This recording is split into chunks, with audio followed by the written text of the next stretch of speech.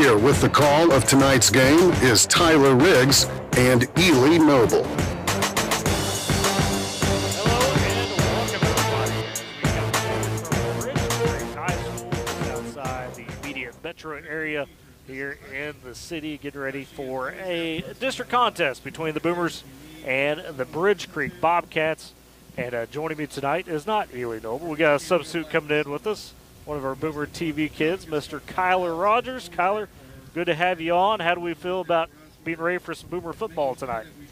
I feel pretty good, just a little nervous, and I feel like I'm going to mess up a little bit. No, people can give me some grace there. You'll be fine. No, we're excited for some Boomer football. You've been following the team, of course, with us throughout the year, helping out on the production side on Boomer TV, so glad to have you on the microphone side tonight. But interesting matchup we have on tap, and this one, it was a bit of a chaotic week. A lot of teams and a lot of schools across Oklahoma, not just Northwest Oklahoma, moved their games up to tonight due to that impending weather come tomorrow and through the rest of the weekend. So we were in a hurry and got everything figured out and got taken care of. But the Boomers coming off that loss last week at home to Clinton.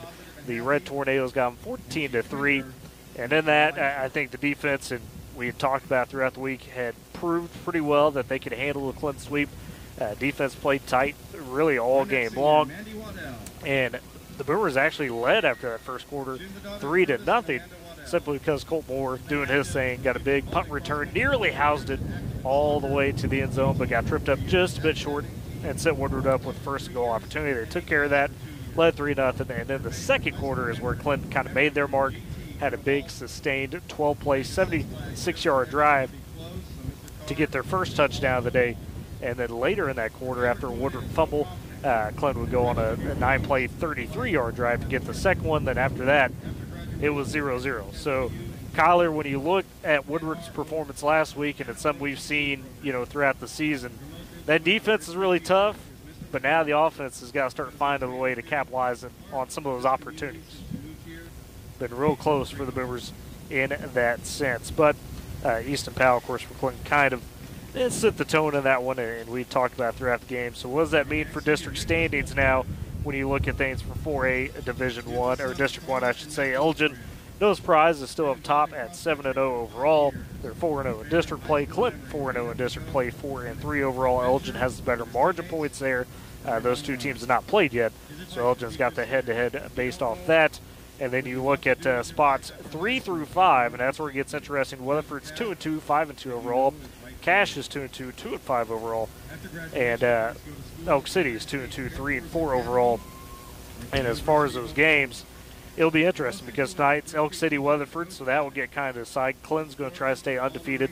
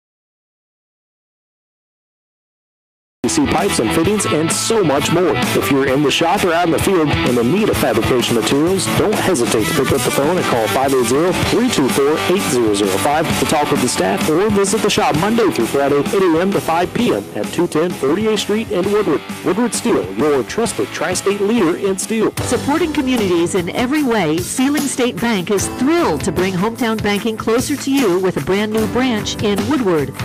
Welcome. Now offering full-service banking close to home, from personal checking and savings to home and commercial loans, Sealing State Bank has you covered. Enjoy the convenience of mobile and online banking, wire transfers, and so much more. Sealing State Bank, your trusted partner in Woodward. Come visit at 2314 Williams Avenue and experience hometown banking at its best. Every family has a story filled with chapters of love, laughter, and dreams for the future. But what if one day you're not there to help write the next chapter?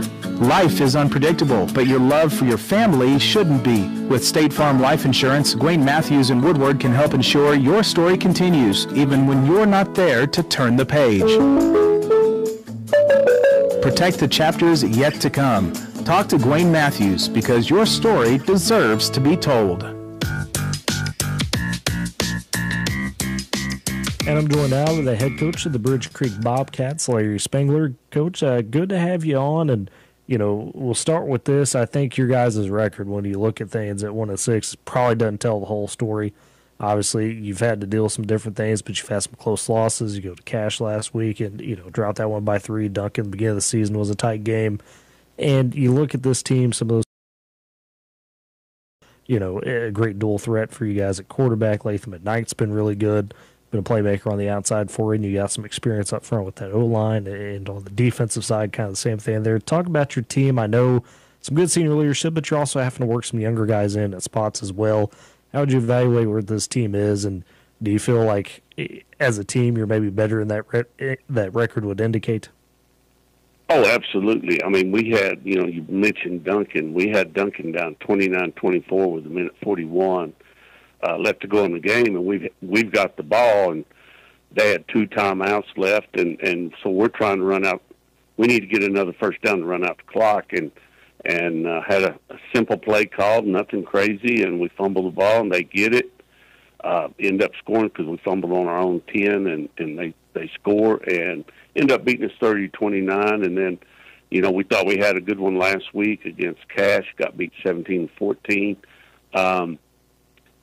Yeah, our record doesn't indicate nothing compared to what we were capable of. We've had injuries this year. I mentioned Colby Ramsey, transfer in from Mustang, injured his knee.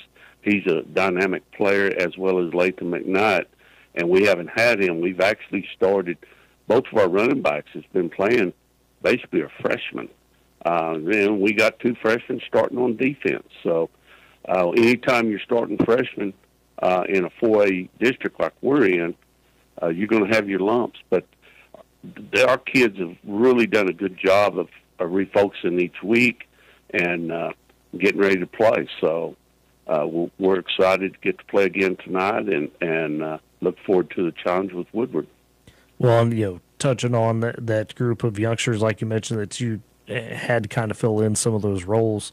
Talk about their mentality going through, you know, a season like this, like I said, tough district schedule, and kind of learning trial by fire, right? Talk about their improvement and how they've stayed, you know, with it in terms of trying to improve each and every day and each and every week. I know sometimes that's not always easy with the youngsters, keep that confidence up, but how they've handled that challenge.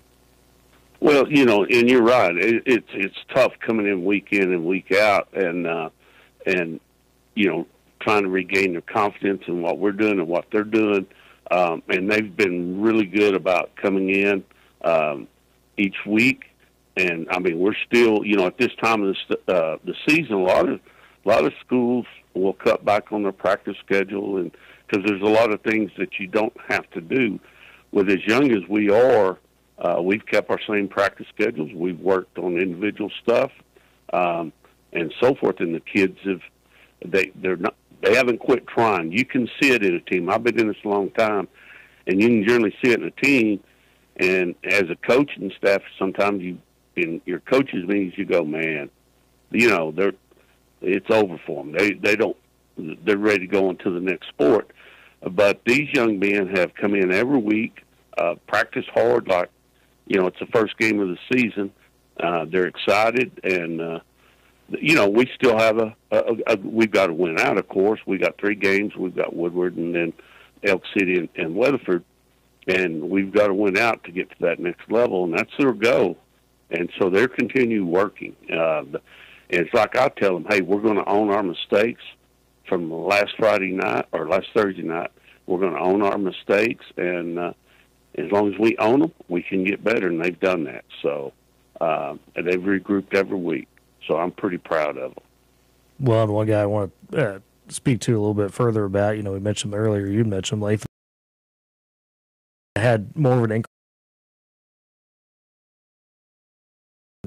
Despite everybody knowing, hey, that's a guy they want to get it to, or one of those guys that they want to get it to, he continues to produce and be very solid and be a difference maker. Talk about his ability to, really absorb a lot of pressure and kind of help your other pieces of your offense, be able to shine in that respect because he's able to produce like he has. And Layton's done a wonderful job, and he has felt the pressure. He can make things happen, especially if he's out in space. He's real quick. He's much stronger, and he's taken that on his shoulders to alleviate some of the pressure off some of the younger kids that we have in our skill position. Our receivers, Gavin Schott and Jake Gherkin's done a really, really good job of catching the ball this year. So, those 2 guys have opened up our passing along with Latham McKnight because he can definitely catch the ball, and he makes things happen when he does catch the ball and he's out in space. But Latham, it hasn't seemed to bother him one bit that, we're relying on him. And, of course, getting Kobe Ramsey back last week, this will be his 2nd game back, and he's getting better. When you lay off, you kind of get stale a little bit. But he was sitting there at practice yesterday and we was throwing the ball to him, and he's making one-hand catches, unbelievable one-hand catches. So he's real similar to Latham. He's a little bit bigger, but both of those cats, when you've got them in your offense, they can both make things happen. And before we jump into this Woodward matchup real quick, one other thing I wanted to touch on. You kind of had your tougher part of the district schedule early. Obviously, you got past Douglas to start your district slate, but then you had Clinton and Elgin, who have turned out to be the top 2 teams in the district thus far. And obviously, Cash is still a solid squad as well, but especially those Clinton and Elgin games, those were 2 really physical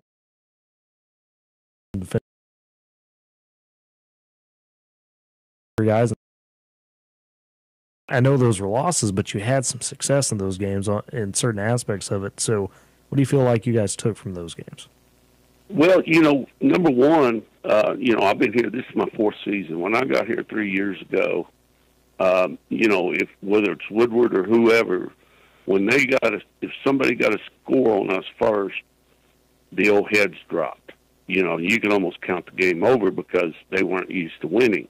And how we have changed is just like Elgin. Yeah, we got beat, but it was a lot to nothing for a long time, and they still had their starters out there. And our kids never give up, and they go score 13 points on them. And then Clinton, believe it or not, at half was up 24-0 at half. We come back second half, and it's 24-20. We scored, the next 3 touchdowns right in a row. So our players have learned not to give up, and they've seen that. So the things that we've taken away, especially for those 2 games, they're good football teams, and our kids didn't lay down. Even though they got behind, they did not lay down, and they kept coming back and coming back. And like I said, Clinton game, we brought back to a 24-20 ball game. Absolutely, Coach. And rolling into the challenge this week, Woodward coming to you guys. Obviously, we senior night for a bunch as well, trying to honor them. And challenge here, this is a game you won last year. That being said, though, it was kind of a back and forth affair. How do you feel about the Woodward team this year, and what challenges do you think they'll bring to you, and what's the big key in your mind to be able to try to win this one? Well, Woodward's much improved. I'm going to tell you, we've watched a lot of film on them. Very much improved. Their defense, runs to the ball very well. The thing that we've got to do, we've got to be able, and we do it pretty good, we got to be able to throw on them a little bit to back them off of us to where we can run the football some. But, I mean, it's a big challenge. Their defense is really good. Their offense can put points on the board. Their quarterback, he can, when you have a quarterback that can throw, you have a quarterback that can run, it puts a bind on your defense, and that's what he can do. So they've got a lot of weapons, and like I said, they're much improved. It ought to be a heck of a game. And that was Bridge Creek head coach Larry Spangler. Join us as we roll along in the Boomer pregame show. We'll step aside for a break. It's Boomer Football on Z92 and Boomer TV. Enjoy mile after winter mile on tires you can trust for any adventure in any weather. Between September 24th and December 9th, get $80 via reward card or virtual prepaid card after online submission with the purchase of 4 new Michelin passenger or light dealer, High Plains Tire at 2220 Main in Woodward. See MichelinMan.com/autos/deals-promotions-and-rebates for complete details. Offer expires 12/9/2025. Life moves fast, and you deserve internet that keeps up. Say hello to Pioneer Fiber Internet with blazing fast gig fiber speeds designed for the way you live, work, and play. From ultra-smooth streaming and lag-free gaming to lightning-fast downloads and crystal-clear video calls, Gig Fiber gives you the speed and reliability to do it all. Ready to upgrade your internet experience? Visit GoPioneer.com to sign up today. Vehicle? Come meet your hometown team at Vance Auto Group of Woodward, your trusted local dealer for GMC, Chevrolet, Dodge, Chrysler. A huge selection of quality pre-owned vehicles. We're not here to just sell you a car. We're here. Staff is experienced, welcoming, and ready to make this the best car buying experience you've ever had. Remember, the Vance Lifetime Powertrain program is free. Buy local, drive with confidence at Vance Auto Group of Woodward. At Bank of Western Oklahoma, we know what it takes to keep your farm running smoothly. Our experienced lenders understand agriculture and offer competitive loans for real estate, livestock, equipment, and more. We are locally owned and invested in our communities, making decisions that benefit you quickly. Bank of Western Oklahoma, the bank that works as hard as you do. Member FDIC, an equal housing lender.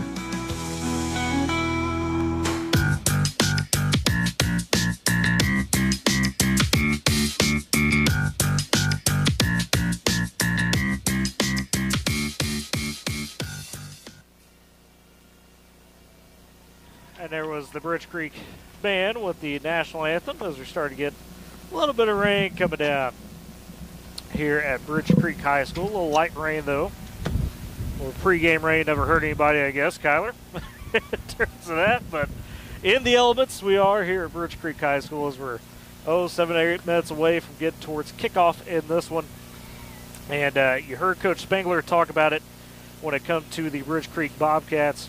A team that they feel is better, if you will, than what the record indicates at 1-6. And I think when you look at the film on that, probably a lot of teams would agree, a lot of players would agree that that's the case, simply because of how this team has played tight with a lot of people. And you've got some good seniors on that roster, and kind of the big ones we want to touch on tonight and some of the injury news and notes. If you remember last year, was Bridge Creek winning this game 36-23 in favor of the Bobcats, a game that Woodward was able to lead at one point there at Boomer Stadium, but unfortunately for the Boomers, Bridge Creek was able to kind of pull off the comeback in that second half. And a big piece of that was the sophomore running back, Wyatt Leonard. Well, he unfortunately suffered an injury in the preseason, if you will, for Bridge Creek, so that changed the plans, and we talked about Latham McKnight stepping up for the Bobcats and how he has taken on a bit more of an increased role, and he's done a phenomenal job. Over 800 yards total has McKnight, and he's scored 12 touchdowns on the season for Bridge Creek. And then you look at quarterback Keaton Morrow, who was mentioned there with Coach Spangler, a guy that, quite frankly, has had to shoulder a lot when it comes to his responsibilities and what he's had to do. And he's done a phenomenal job, over 1,200 total yards and 12 touchdowns for Mr. Morrow as well, to be able to help lead this offense. One thing that's kind of plagued Bridge Creek a little bit when you look at the stats, the deeper stats, the turnovers. They've had 8 interceptions or fumbles coughed up by their offense. And that's how some of these teams, the Clintons of the world, the Elgins, so on and so forth, have taken advantage of what Bridge Creek brings to the table, simply because of them taking advantage of some of those turnovers. But Kyler on the Boomer side, as we were mentioning there before the interview, Woodward's kind of struggled with that a little bit offensively as well. The defense has been locked in, but the offense hasn't quite been able to keep care of the ball in certain spots. And so for tonight for the Boomers, the big key obviously has to be Woodward's got to take care of that ball tonight to be able to try to win, right? Yeah, we gotta work on the offense a little bit as they pass the ball and run the ball. It's just that defense needs to get on the line and block them for the offense to get the pass thrown or the well, and run. that offensive line we talked about been vastly improved, and I think a lot of coaches have seen that for the Boomers. It's just like I said, being able to execute that in terms of trying to get things finished up in some of those drives. They've been deep into enemy territory multiple times. We saw against Clinton last week where you get that chance at the goal line. Unfortunately, can't convert it if you are the Boomers, and you had really, unfortunately, no other chance until you got deeper into the game there when Clinton had already built their 14-3 lead. We're getting the coin toss right now, and it looks like that Bridge Creek, I believe, has deferred on the toss. Let's see if that will be the case. We believe it should be the Boomer offense getting the start, similar to what we saw last week. Oh, no, excuse me.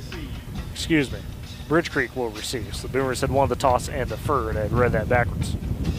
And so we'll see the Boomer defense get to the chance to set the tone, and one of the big pieces that Coach Spangler had talked about for Bridge Creek, we mentioned Wyatt Leonard not in action. He was injured preseason. But the big deal for them is being able to get Colby Ramsey back. Number 0, you'll see him if you're watching the Boomer TV stream. He's going to be a guy that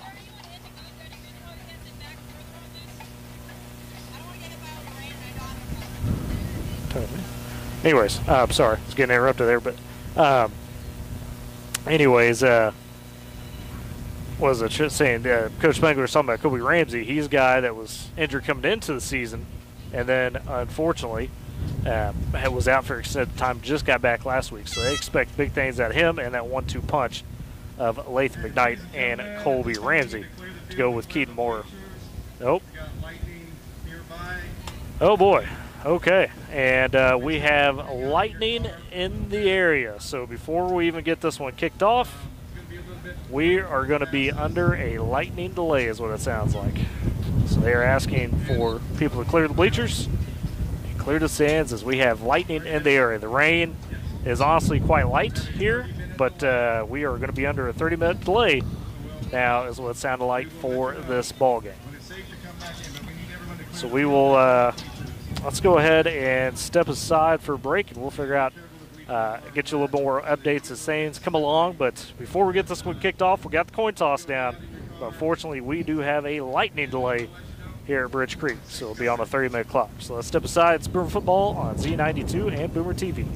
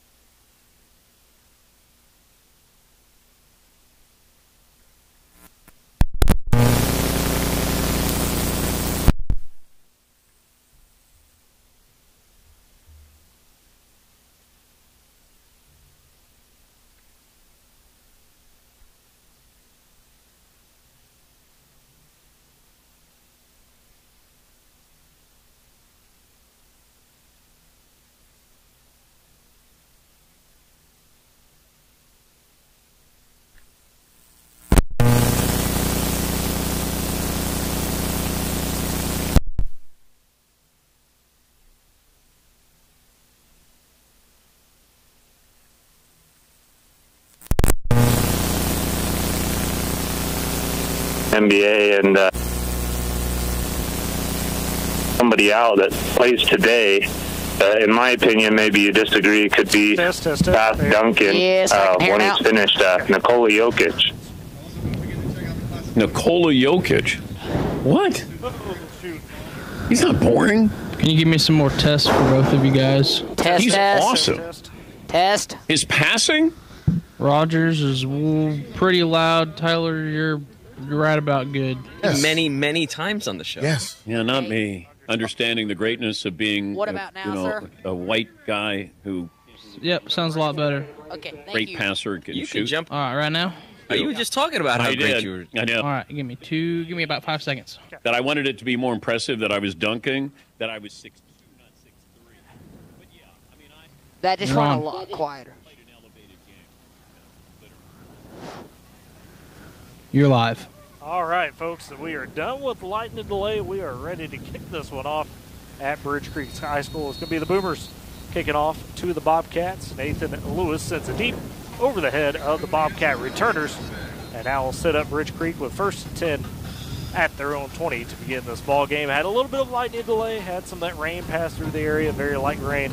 Unfortunately, with it came some lightning, but we are back to action at Bridge Creek High School. So 12 minutes on the clock in the first quarter as Bridge Creek will start with the ball. And it will be led by the senior, Keith Morrow, to lead things off for the Bobcats. We were mentioning it before that he is a guy, dual threat, true dual threat in terms of being able to pass the ball, being able to take off and run and hurt you with his legs. So being the shotgun, a receiver each side, running back beside him, or excuse me, 2 receivers right, 1 left, running back beside him, and a quick pass almost intercepted, knocked away by Cash Carter, and it'll bring up a 2nd and 10 for the Bobcats. First play of the ball game winds up being incomplete. Carter almost jumped it for the Boomers. And you know, Bridge Creek, we talked with Coach Bangle, if you heard there in the pregame, that he was kind of interested to see how he could test the Boomer defense with their passing game. So again, it's Morrow in the gun, 2 receivers right, 1 left. Man goes in motion across the formation. It's McKnight, their star receiver, trying to get the edge, cuts the field near the 25-yard line before he's tackled out of bounds. See if they did give him the 25. They do. They give him, in fact, the 27-yard line, so it winds up being a 7-yard gain. It'll be a 3rd and 3 coming in for Bridge Creek. Excuse me, they did mark it back at the 25, so not as much more progress as we thought. So 3rd and 5 for the Bobcats. Okay. Just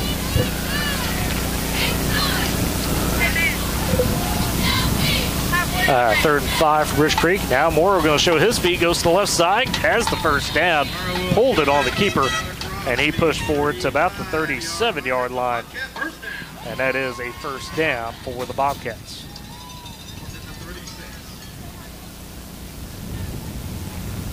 Just 1st and 10 for Bridge Creek.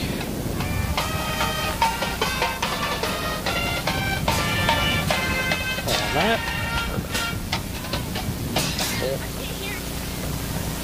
1st and 10 for the Bobcats. Back to pass is Morrow trying to scramble. Throws over the middle, and that one is knocked away. Again, good coverage on the Boomers. That time Colin Bourne in to help.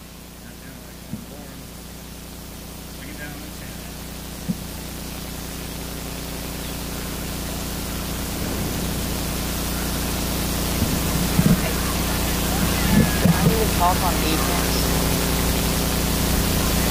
2nd and 10 for Bridge Creek upcoming. 11:18 left in the first quarter as we're underway after that lightning delay. Bobcats have gotten 1 first down. It's Morrow in the gun. Running back to his right, 2 receivers right, 2 left. Man goes in motion. It's McKnight. They give it to him. Up the gut. Spins forward off a tackle, and Colin Bourne beats him just before the 40-yard line. Looks like they do give him some progress to the 40. So I'll bring up 3rd and about 7 or 8 there for the Bobcats. With some nice defense by those Woodward Boomers. Yeah, to see Colin Bourne stepping up into that hole. We've seen him do that multiple times throughout the year from his sometimes linebacker spot, sometimes he's been safety. So 3rd and about 7 for Bridge Creek as Morrow in the gun. Fakes the handoff, looking to pass, now scrambles out, throws his man in the flat, and that was Colby Ramsey, and the pass a little short, incomplete, as Morrow tried to scramble out his man on the run. It brings up a 4th and 7 for the Bobcats, and they'll be forced to punt with the ball after 0-4. So Boomers give up a first down, but do get a stop with 10:36 remaining in the first quarter. Scoreless still. Bridge Creek finishing up their first possession. Woodward about to get their first. And Morrow, the punter as well. That's a high kick carrying into the wind and not very far. It gets across the 50-yard line into Boomer territory, 45 rolling to the 39, and that's where it's down. So ultimately only about a 20-yard punt by Morrow, and Woodward takes over 1st and 10 at their own 39-yard line. We'll see Cash Carter lead the offense out. Looks like Trip Bates back to his usual number 33 tonight. Had started at tackle last week, right tackle spot. That's Carter in the gun, empty set. 2 receivers to his right, 2 to his left. Should be receiver and 2 tight ends, I should say, to his left. Snap a little low, corrals it, looking for the quick pass downfield to Arnold, and Arnold's got the catch into Bridge Creek territory, just past the 40-yard line, and that was a dart by Cash Carter. That was nice for Cash Carter to recover that snap as it was a little low and get it off to Mason Arnold for the complete pass. Yeah, no, good point on the snap, because that was a timing route. And so to be able for Carter to catch that snap and corral it, like you're saying, and get it out was definitely big for the Boomers. So he flipped the field quickly from their 39 to the opposing 39. 1st and 10, Carter again in the gun. Has 2 receivers right, 1 to his left. Empty set. He'll just take it on the QB keeper, and Bridge Creek in the backfield initially, but Carter able to cut it up and find a few yards to the 35-yard line. Called a gain of 4. It was a nice little push there from Carter to get up and get a few yards for the Boomers. Well, and another play, Kyler, where Carter's a little off kilter, right, and finds the balance. So 2nd and 6 for Woodward upcoming. 9:50 remaining first quarter. Scoreless in this ball game after we dealt with that lightning delay has delayed our progress. It's Carter in the gun. Handoff inside this time to Colin Bourne, and he's going to get to the line of scrimmage maybe a yard forward. And that's all he gets to make it 3rd and 5. So Boomers facing their first 3rd down.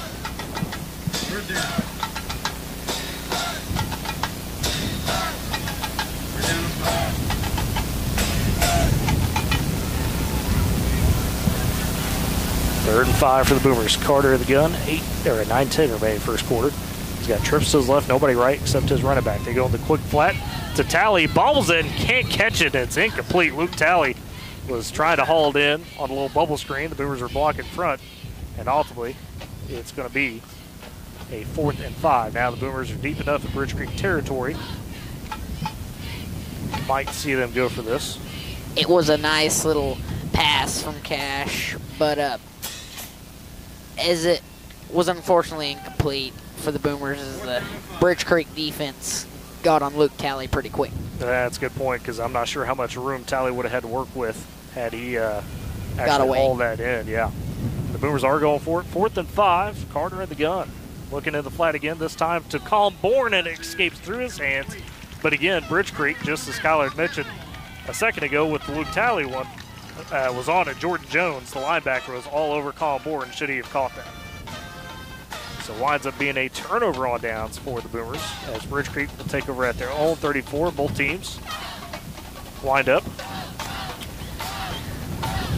giving it back. Got 9 minutes left in the first quarter. We are scoreless. It's turned out to be a nice evening after a little bit of that quick rain we had. Caused about 45-minute lightning delay.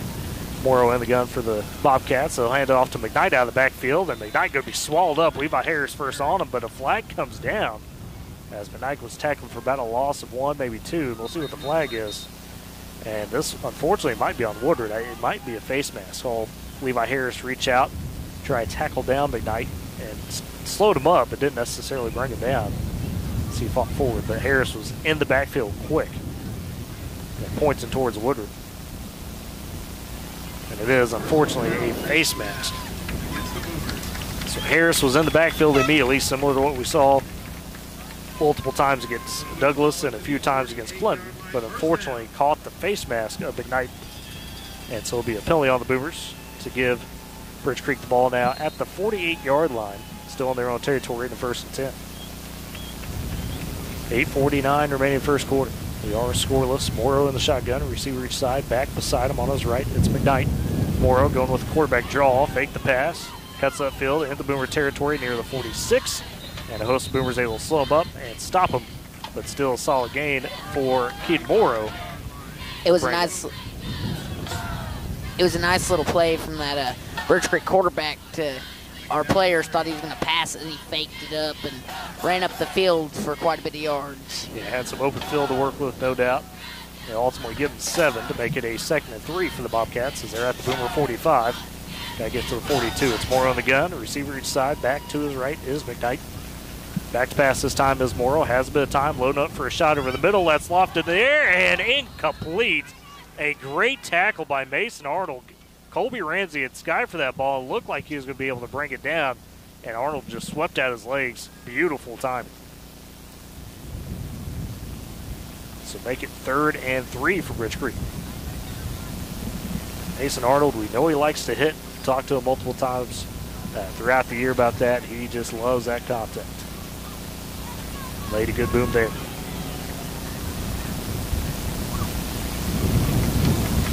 Third and 3 for Bridge Creek. It'll be Morrow in the gun. 2 receivers right, 1 left. His running back to his left as well. Snap taken. Rushes to his left, looking for a hole to get upfield. And the Boomers, are they going to stop him short? It's going to be close. Needed to get to the 42, and a couple of Boomers made contact right near the stick. It'll depend on the spot here. Looks like they've got marked just a bit short. It is 4th and about 1 for Bridge Creek. At the Boomer 43, they needed the 42, so Morrow gets a couple on the scamper. It was definitely nice defense from those Woodward Boomer defensive players to get in there and stop them short. Good effort to get to that sideline. It looks like Bridge Creek going for it. Morrow under center, going to try to dive it forward, and we'll see if he got it or not. It's going to be close again. Looks like one official has him with the first down, the other can't quite tell from this angle. So a sort out a pile. Needed a yard. Boomer sideline thinks they've stopped him, and they'll talk about it and how they might measure this as we have an official's timeout. With 7:25 left in the first quarter, and it will be a decision on the measurement, and that's what they're going to do. It's very close on top of the stick. One official had him just inside the 42, which would be enough. Great Plains Bank, Heritage, Trust, Respect, those are the things that make Great Plains Bank great. With deep roots across Oklahoma and Texas, they are in touch with the communities in which their customers live and work. Great Plains Bank, powering Boomer sports this season. And the measurement upcoming as they'll stretch out the stick, and it is short, they say. The Boomers force the turnover on downs. My goodness. And Kyle, you just mentioned it. What an effort from Woodward. As their defense gets in there, like we said in the pregame a little bit, that the defense is really powerful. They've worked on them this year, and they've really got them to get in there and fight for the ball and just get those players down. That's good. The fight for the ball, I think, is the big deal there, no doubt about it. And Coach Spangler pointed it out in our pregame interview with them. It was what stood out to him from the Woodward side. So Boomers take it over 1st and 10, still scoreless, 7:25 first quarter, as it'll be Carter in the gun. Ball about the 32, and he'll take a QB draw himself to the right side, leaps over a bit of a player on the ground there, gets to the 50 to get into Bridge Creek territory. It's going to be just past the 50, about the 49, so a good gain on first down from Cash Carter. Will make it 2nd and 2 as they do mark him back at the 50. So it's nice from Cash Carter, as he didn't see anybody that he could throw it to, and he just decided to just take off with it and get a few yards. Decisiveness has definitely been in Cash Carter's game the last few weeks. We've seen that. So 2nd and 2 for the Boomers. He's in the gun, running back to his right, 2 receivers left, 1 to the right. Carter this time looking to pass, looking for the deep shot to Colt Moore down the sideline. Moore just can't quite catch up with it. He had a look at it, but was just a bit off, and coverage there for Bridge Creek was Gavin Schalk, the junior, who was on him one-on-one, and Moore did have a step, but just couldn't quite catch up with the ball. So make it 3rd and 2 for the Boomers. They like the deep shot there. 6:42 remaining first quarter. We are scoreless. It's a Bridge Creek team that sits 1-6 on the season, but has fought a couple teams hard, the most notably last week against Cash, lost 17-14, and honestly, go back and watch the film, should have beat Duncan to start the year, kind of gave that one away, and Coach Bangler admitted as much. And talking with him. Carter in the gun, 3rd and 2 for the Boomers. This time he'll take it himself. The right side has the first down, 40-35 up the sideline, and taken out of bounds inside the 35. And Cash Carter, another decisive run, found his hole and took it for a big first down. And that was great by Cash Carter to just run that sideline, because they're not really looking at him to run it. They're looking at him to throw it with the wide receiver motions we've got going on. And it was just a great job by Cash Carter to get away with that first down for the Boomers. Well, and you mentioned the motions, you mentioned the formations as well. I mean, we had trips stacked to the left to the Boomers, and he ran it right. So took advantage of that, found the space. 1st and 10 for Woodward at the Bridge Creek 35 was a 15-yard gain. Carter and gun, trips left again. Nobody right except to run it back. Snap a bit low. Carter takes it. This time hits Talley in the flat. Balls it in, cuts that field to the 30, breaks a couple tackles. 20-15, Talley breaking towards the end zone 5. And did he get in? Yes, touchdown Boomers. Talley with the extra effort. And it's a 35-yard catch and run. Off the play in the flat. Don't see any flags down, so the Boomers strike first with 6:02 left in the first quarter. Wow, that was a amazing take from Cash Carter. As Cash Carter, the snap was low again, and Cash Carter took advantage of it and threw it over to Talley to hopefully get some yards, and it turned into a Boomer touchdown. And as it was nice from Luke Talley to break those tackles and get in. Yeah, for Carter, another low snap, like you mentioned, was able to handle it efficiently. And Nathan Lewis on for the extra point for the Boomers, and that is up and good. So 7-0 is the lead for Woodward. 6:02 left in the first quarter on a drive that started at their own 35-yard line. They take it and wind up getting the 35-yard touchdown from Cash Carter and Talley. You mentioned those broken tackles, Skyler. I mean, that was a great extra effort from Talley, no doubt about it, because it looked like Bridge Creek had him stopped for about a gain of 8 or so, and he was able to fight forward and get enough to find that open field. M&D Enterprises and a Lawnmower Shop for your best lawn, porch, or patio. M&D Enterprises and a Lawnmower Shop are your people. They carry everything they need to make your greenscape that little piece of heaven you've always dreamed of. Locations in Woodward, Canton, and Weatherford. M&D powering Boomer Sports, as well as Smith & Co. Auction and Riley, Oklahoma's real estate and land auction experts. Smith & Co. is your #1 choice for all your land auctions and real estate needs. Call them 580-254-3975 or email Ira at smithcorealestate.com. Smith & Co. M&D powering Boomer Sports this season. You know what else they're powering?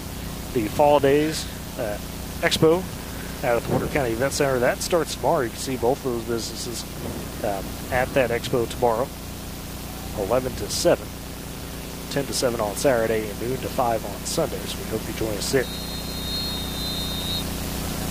Boomers ready to kick it off. Nathan Lewis going to hit this one a little short. Unfortunately, it takes a bad bounce and rolls out of bounds. So Lewis was trying to target kind of the one of the up men for Bridge Creek, and unfortunately kicks it out of bounds. So I give a good starting field position to the Bobcats to begin this drive. We'll see how Keaton Morrow and the offense fares. They had moved the ball a little bit on Woodward. Got a couple of first downs, but the Boomers stood tall last possession. Able to stop them and force the turnover on downs on QB dot. As he was saying, they were standing tall there, especially the defense as they got in there and stopped them. So Morrow in the gun, running back beside him to his right, 2 receivers right, 1 left, man goes in motion, it's McKnight. And instead, they fake the handoff, try to throw over the middle to Ramsey, and the pass just a bit high. Dangerous area yet again. Ramsey takes another hit from who else? Mason Arnold. As that pass sailed over him. So incomplete, 2nd and 10 for the Bobcats. For the start of this game, Mason Arnold has just done great for our defense, and he's just been pushing through the line and doing whatever he can do for our Woodward Boomer defense. No surprise, an aggressive player, as we talked about. 5:58 left first quarter. Boomers lead 7-0, but Bridge Creek with a 2nd and 10. They'll hand it off To the back, big freshman this time, Keaton Sugg, takes the carry and is able to fight forward for a gain of, it looks like 4 to make it 3rd and 6. He got to the 39. And Sugg filling in for, we mentioned at the top of the broadcast, Wyatt Leonard, the star from last season, the sophomore from Rich Creek, unfortunately suffered an injury in the preseason, so he's been out all year. And Sugg, the freshman, has had to step into that role at running back. Gets his first carry tonight. 5:25 left first quarter. Boomers lead 7-0. Rich Creek facing a 3rd and 6. It's more on the gun, trips to his right as well as his running back one left. He rolls to the right side. No, the handoff to Sugg, and Levi Harris read it all the way and blows it up for a big loss all the way back to the 31-yard line. That is a loss of 8. That was some very good defense from Levi Harris, as it looked like he handed it off for a little bit and looked like he kind of faked it, and then Levi Harris just popped back there and got him down for the loss. Pop is the right word. He laid a smack on Sugg, and that forces a punt from Morrow and the Bobcats. This one, another high punt, not the longest. We'll get into Boomer territory about the 40. Takes a favorable Bridge Creek roll inside the 30 down to the 27 before it's down. So it turns out to be a decent punt from Keith Morrow. Still, though, the Boomers get another stop, their 3rd of this first quarter, and they'll take back over on offense. As they went on a 61-yard drive last time out, capped off by a 35-yard catch and run from Luke Talley. A little flat pass, a little bubble screen, and was able to hit it and go. So Cash Carter leading the offense back out. Had a couple good runs on that first drive, or on that scoring drive to Carter as well. We saw him break it a couple times. And he'll be in the gun, empty set. 2 receivers right, 1 left. Got a tight end right as well. Carter back to pass. This time is going to take it right, looking to get the edge. Flag does come down the backfield, and Carter's strung out, and he's tackled back at the 20-yard line. So it's a loss of 7, depending on what the penalty is. Just nothing there for Carter to work with. That flag came out early. We'll see what the official says, and they're going to say a holding on the Boomers. So we'll see if Bridge Creek declines, and they will, it seems, because it's 2nd and 17 for the Boomers. So that time the Bobcats just stringing it out. Carter had none to work with.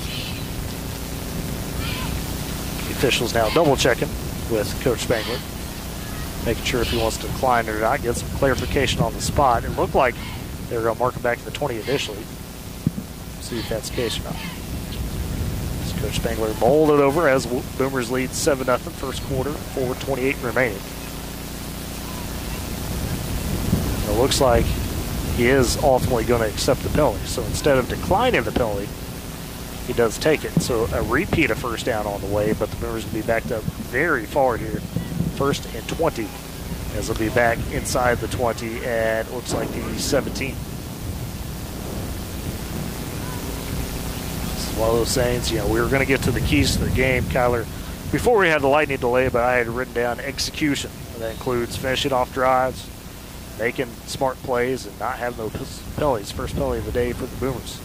Carter in the gun, trips to his right, running back to his right. QB draw again. This will take it, has a block or two. Cuts it up to the 20, and tripped up. Had some grass ahead of him, but Bridge Creek able to just nab him from behind and prevent a bigger gain. Ultimately, a gain of 4 as they give him the 21.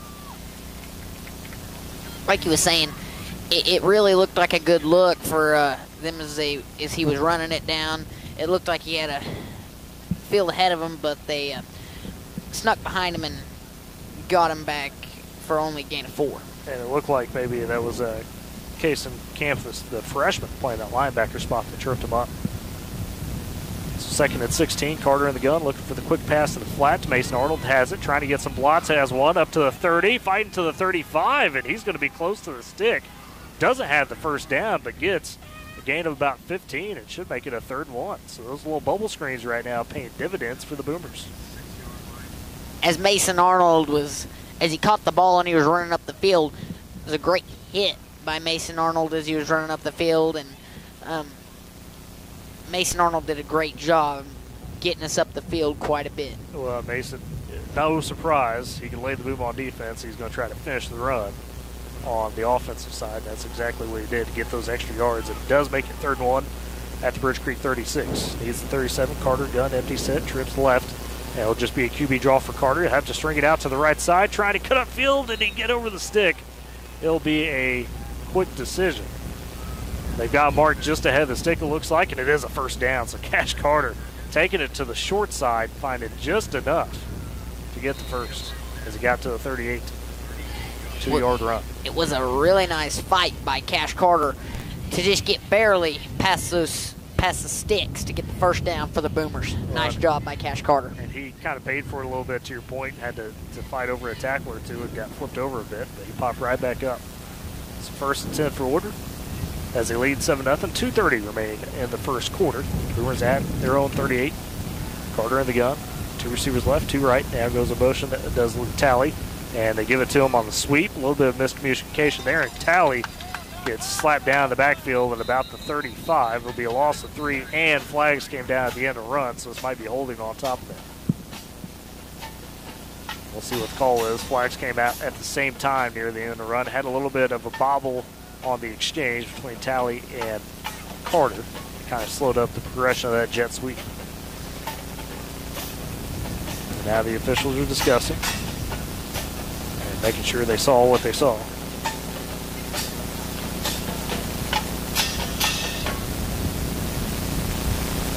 And we'll see. And it is indeed a holding. So Woodward will back up one more time on this drive. They do lead 7-0 with 2:18 in the first quarter, trying to extend that 7-0 lead. But have had 2 holding penalties down this drive. Have garnered a first down, but have dug themselves back to almost their original starting field position, which was the 27. They're at the 28, facing a 1st and 20. Tyler, that's really something too, is I feel like we really struggle. I feel like we get a lot of penalties every game.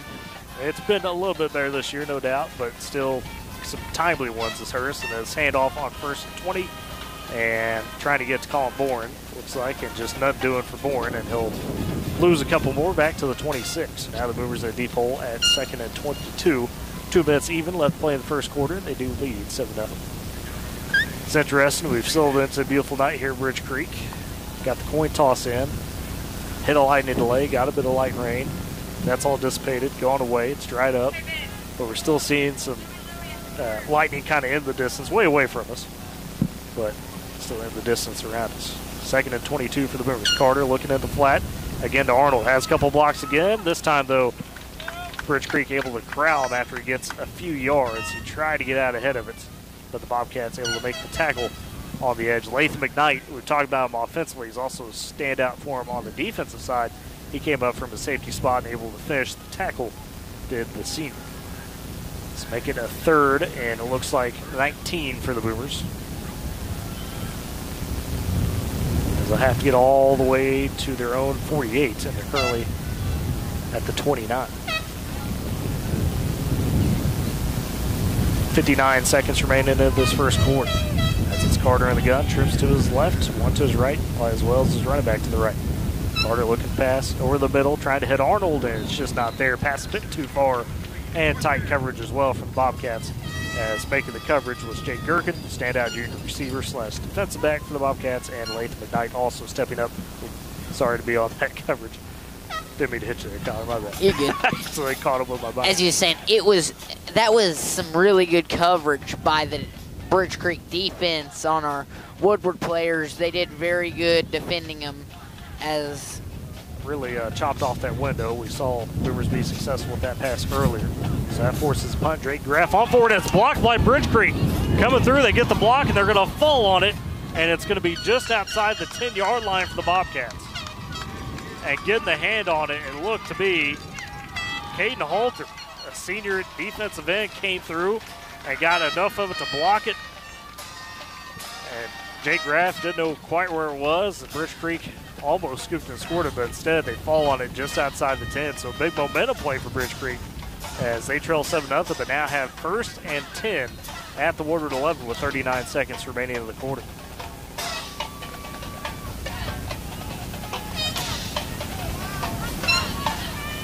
It'll be Morrow on to lead the offense. 2 receivers each side. His running back to his right is Sugg. Morrow rolling to the right, looking to pass, now stepping up in the pocket, throws a quick dart, almost intercepted by Luke Talley.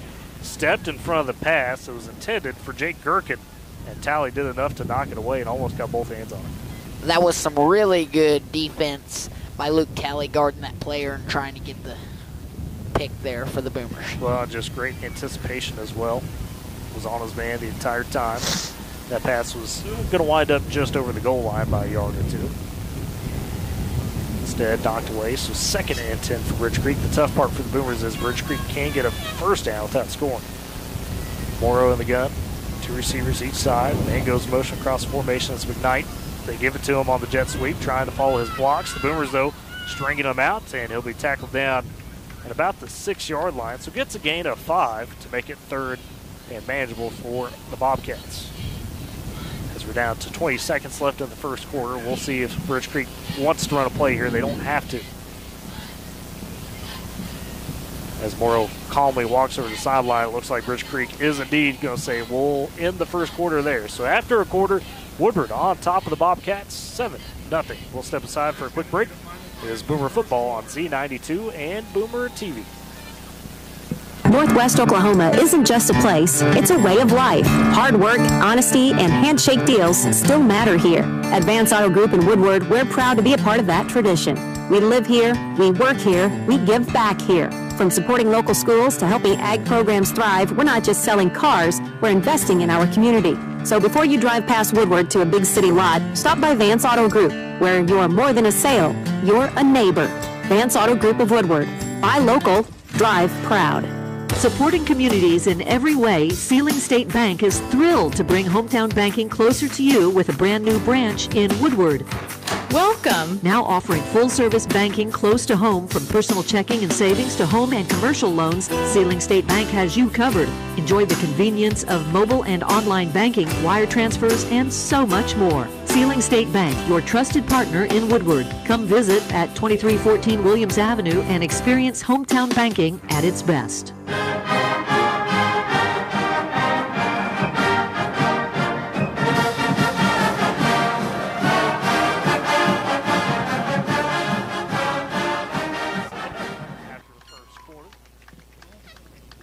But Bridge Creek has a 3rd and 6 for Woodward 7. The Bobcats were able to block a punt of Woodward's right before the end of the first quarter, get a couple plays in, and push themselves to the Woodward 6-yard line.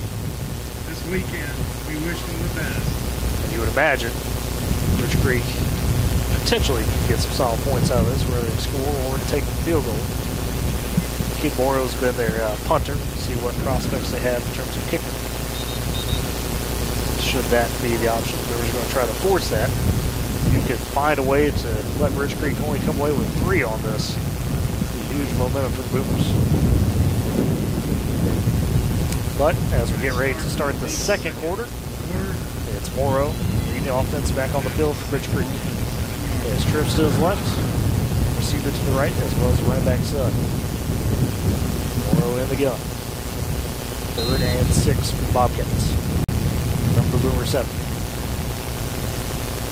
Morrow on snap, works to the left, looking for the short pass, not there, steps up in the pocket, now under some pressure, and Woodward able to get some hands on Trip Bateson, host, able to drag him down. It's only a gain of about a yard, maybe 2. Now force a 4th down for Bridge Creek. I don't think they gave him a yard, maybe a couple inches. That was a very nice read by Trip Bates and the defense as they got on him and took him down for maybe a yard or 2. Stayed home was a big part of that too. It's so easy, Kyler. We see it all the time where defensive line sees that quarterback start to scramble a little bit, and they kind of lose their discipline where they need to be. So make it 4th and 6, they'll say, for the Bobcats. It looks like they're lining up to go for it. They can get to the 1 and get a first down. More on the gun, motions the man around. It's McKnight, low snap, trying to give it to him, a low reverse toss for Bridge Creek, but the Boomers staying home. Back on it, Baylor short drags him down well near the 20-yard line. And Woodward read it the entire way. They tried to go with the reverse sweep, and the Boomers absolutely all on top of him. It's a turnover on downs. And Baylor Short stayed home on his backside. Made the big play, or excuse me, not Baylor Short, Dylan Wild. I apologize. So Dylan Wild making the big tackle in the backfield, a huge loss as well. It's going to help out Woodward because instead of having it inside your own 10, you're all the way at your own 19 now. So the Boomers Boomers take over first and 10 at their own 19, leading 7-0, 11:04 left in the first half. Carter in the gun, 2 receivers right, 2 left. Tight end to the right side as well. Carter's going to take the QB draw himself, going to the left side, breaks out of a tackle, leaps over another man, and finally tackled down at about the 25-yard line. So solid gain on first, which make it second and about 4. These QB draws for Woodward effective so far. We've seen, and Kyle, you mentioned this earlier, decisiveness from Carter when he's hitting these holes on these runs. He is quick with it, making sure he's getting to the spot. And making sure he can find something whenever there isn't anybody open, he can at least try to make a play for the Boomer offense. See that progress for Carter throughout the few weeks. Second and 4 for the Boomers. They're on 25. Carter in the gun, empty set again. Trips to his right, 2 left. Looking for the short pass, but he throws it back the other way. Double coverage there. As Bridge Creek reading that one, trying to see who that was intended for. I believe that might have been Arnold. On the left side. No, excuse me, it was Colin Bourne. Boomers had set up the bubble screen on one side, tried to go for a quick stick on the other side. That's where Carter went with it. Pass a little too hot, and Bridge Creek was on top of it. So 3rd and 4 now for Woodward. 10-16 left in the half as the Boomers lead 7-0.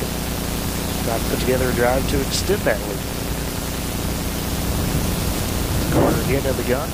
Receiver each side, but put a man in motion. It's more across the field. They give it to him on the jet sweep. He has to cut it up a little early. Fighting forward. He's going to have the first down as a smart cut by Cole Moore. Just gets the extra yard he needs to the 30 for the first. 5-yard gain on the jet sweep. Past weeks, that's been a little tough. We've had some great defense by Clinton last week that really stopped that up and get Cole Moore on the edge. That's where he wanted him. Elected to cut it up at the right moment. So first and 10 for the Boomers at their own 30. As we go to 9 minutes, 50 seconds remaining in the first half. Boomers on top, 7-0. Lone touchdown was a 35-yard pitch and catch from Carter to Talley. High snap on this one, and the flag comes out. As Carter has back each side, they're going to go with a false start on the Boomers. So that's going to be back them up 5, making it first and 15.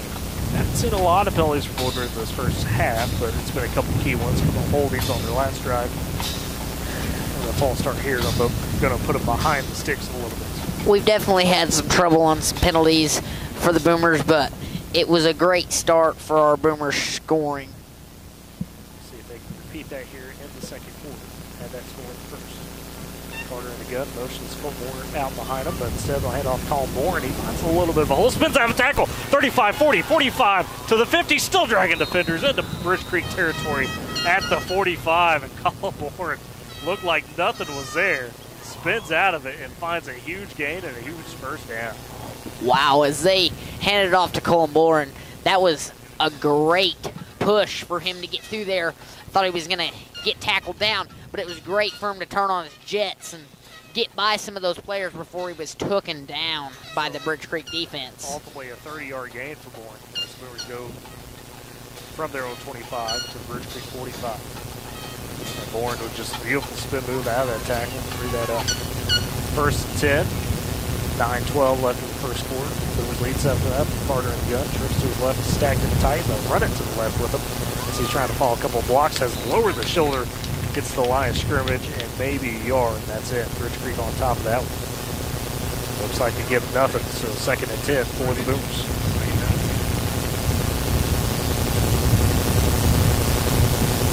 This Bobcats trying to bow up a little bit. Both defenses have had some moments.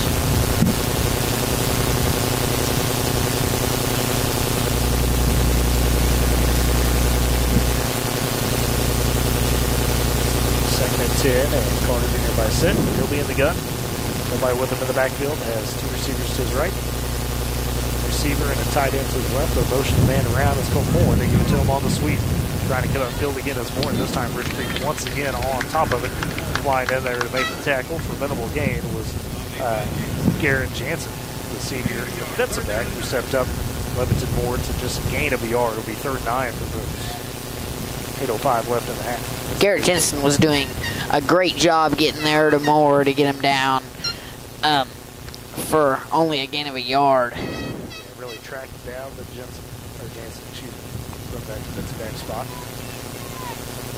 We've seen teams, really as the season progresses, rightfully so, being on Cole Moore, you got to identify number 11. Do that on the field with your opposing defense.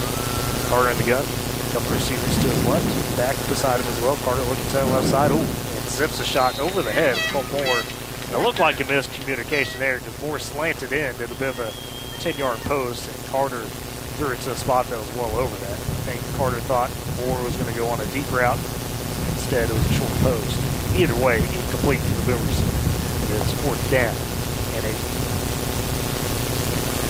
ball at Bridge Creek 44, Woodward on for the punt. Last punt was blocked. Boomers did stand tall, though, on the Bobcats. In the ensuing possession. 7:36 remaining in the half. So Woodward holds on to their 7-0 lead.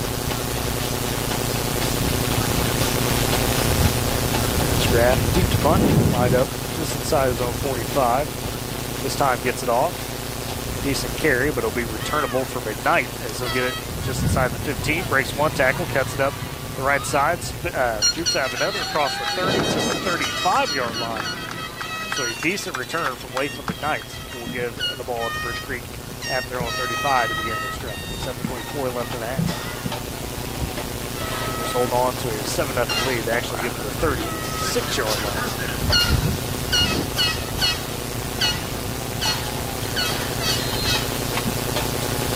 As Keith Morrow leads the Bobcats onto the field. Sugg with him in the backfield, trips to his right, one receiver left to the short side. Morrow on the snap, looking to the right side to pass, has some time, fires one over the middle. Man open and caught at in-mover territory at the 48 up to the 45-yard line, and finding the soft spot in the zone was Jake Gherkin. And a good strike delivered from Keith Morrow gives Bridge Creek the first down. So on that one, they ultimately gained 19 yards. In-mover territory at the 45. Something the Coach Mangler was talking about. It was kind of interesting to see how his offense could do against this Boomer defense. We've seen some teams have some success in the passing game. Let's see if they can repeat that. More on the gun, trips left, one to the right, back also to his right. Looking to the left side to pass. Loading up for another shot down the sideline. That would have been underthrown to Jake Graff, trying to reach out, but couldn't haul it in. And there is a flag near the line of scrimmage as well. See what the call is. It's an incomplete pass for now. It'll be 2nd and 10. There's a hold on Bridge Creek. I believe the Boomers probably accepted this one. So it says 2nd and 10. It'll be backed up to 1st and 20.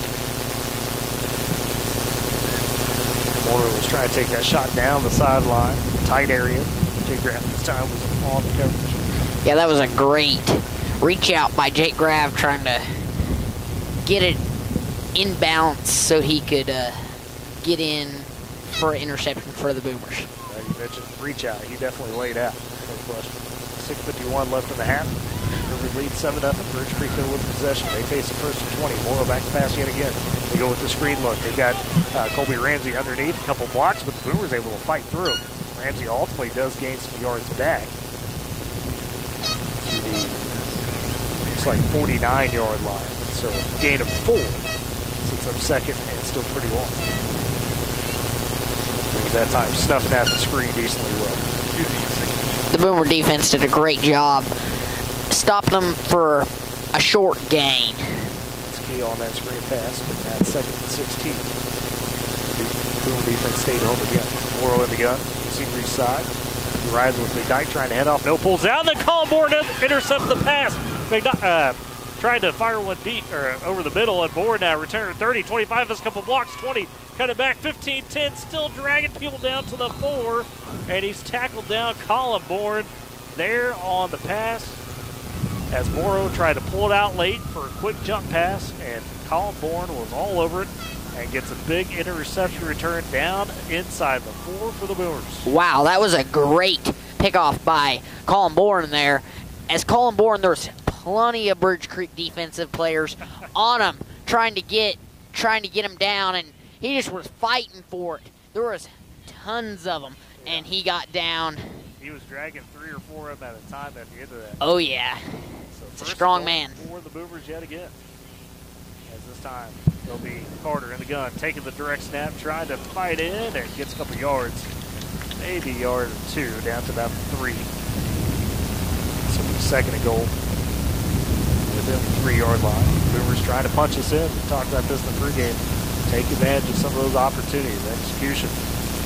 Bourne with big interception, a near touchdown return. 7-0. 5:30 left in the half. Trying to finish it off. Carter again, the shotgun. High snap this time as roll to his right. Fires to the back end zone. It is caught. Luke Talley wide open for the Boomers. It's the second touchdown of the night for Talley. Second passing touchdown of the night for Cash Carter from 2 yards out.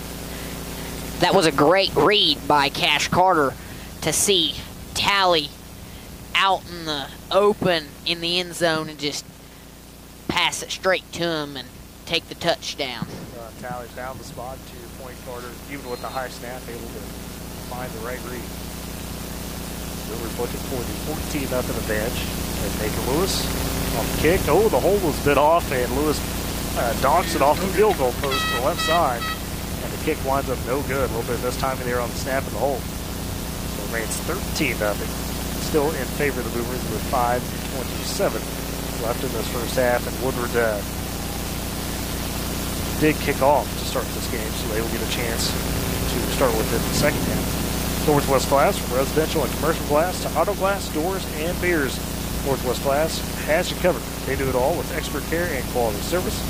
Stop by 611 Texas Avenue in Woodward or call them 580-256-4324. Northwest Glass, Heritage Sports. Woodward leads 13-0 with 5:27 left in this first half. Glad we got this one rolling. Thought for a moment maybe what could be the case. Had a lightning delay, about 45 minutes before we got the kickoff and done the cooling toss in that lightning hit. Got it rolling here. It's dried out pretty well. A little bit of wind, but nothing else really. Not any rain, but like we said earlier, there's definitely still some lightning strikes, but they're pretty far away from us. We're kind of in a great spot to get a show, right, Kyler, where we see everything kind of going on. Oh, in yeah. the distance. So it makes for an interesting backdrop, no doubt. So it'll be Nathan Lewis on the kick for the Boomers. Sean Gill with him there as well. Both kickers. You see Woodward kind of making that onside and let Lewis move the beat. So this time, Gill will try to point it short, and coming up is making the catch for Bridge Creek. Trying to identify a number, ran up nicely, got underneath it, filled with the kick. And turned it to about the 40-yard line, I believe. That was Mr. Caden Halter, who had the pump block. He also fielded that kick and had a decent return to get Bridge Creek in solid field position. So we'll take over first and 10 after on 48. Trailing 13-0, 5:23 left in the half. It was intercepted Keith Morrow last time out. Colin Bourne Daly returned for a touchdown. Morrow in the gun, trips to his left, one to his right, and back also to his left. Handed off. No, Morrow pulls it out, trying to pass. Now he's going to scramble to the left side. Boomers trying to chase him down and trip him up. Was Baylor short, able to get him tripped up, and not before Morrow was at least able to get to the 45 in Boomer territory, so gain of 7. Morrow, interestingly enough, call out the 46, so gain of 6. Morrow is the leading rusher as well for Bridge Creek coming into this game. Showing the speed that truly dual threat guy. Second and 4 for the Bobcats. That's Morrow in the gun. Trips to his right, one left, back also to his right.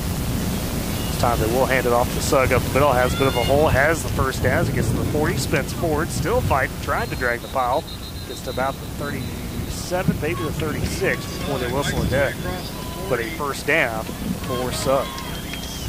The freshman, Keith Sugg, who again filling in for the injured Wyatt Leonard, who's a star back for Bridge Creek last season. Had an injury coming into the year, unfortunately. Has not played. So new spot at the 37. First and 10 for Bridge Creek.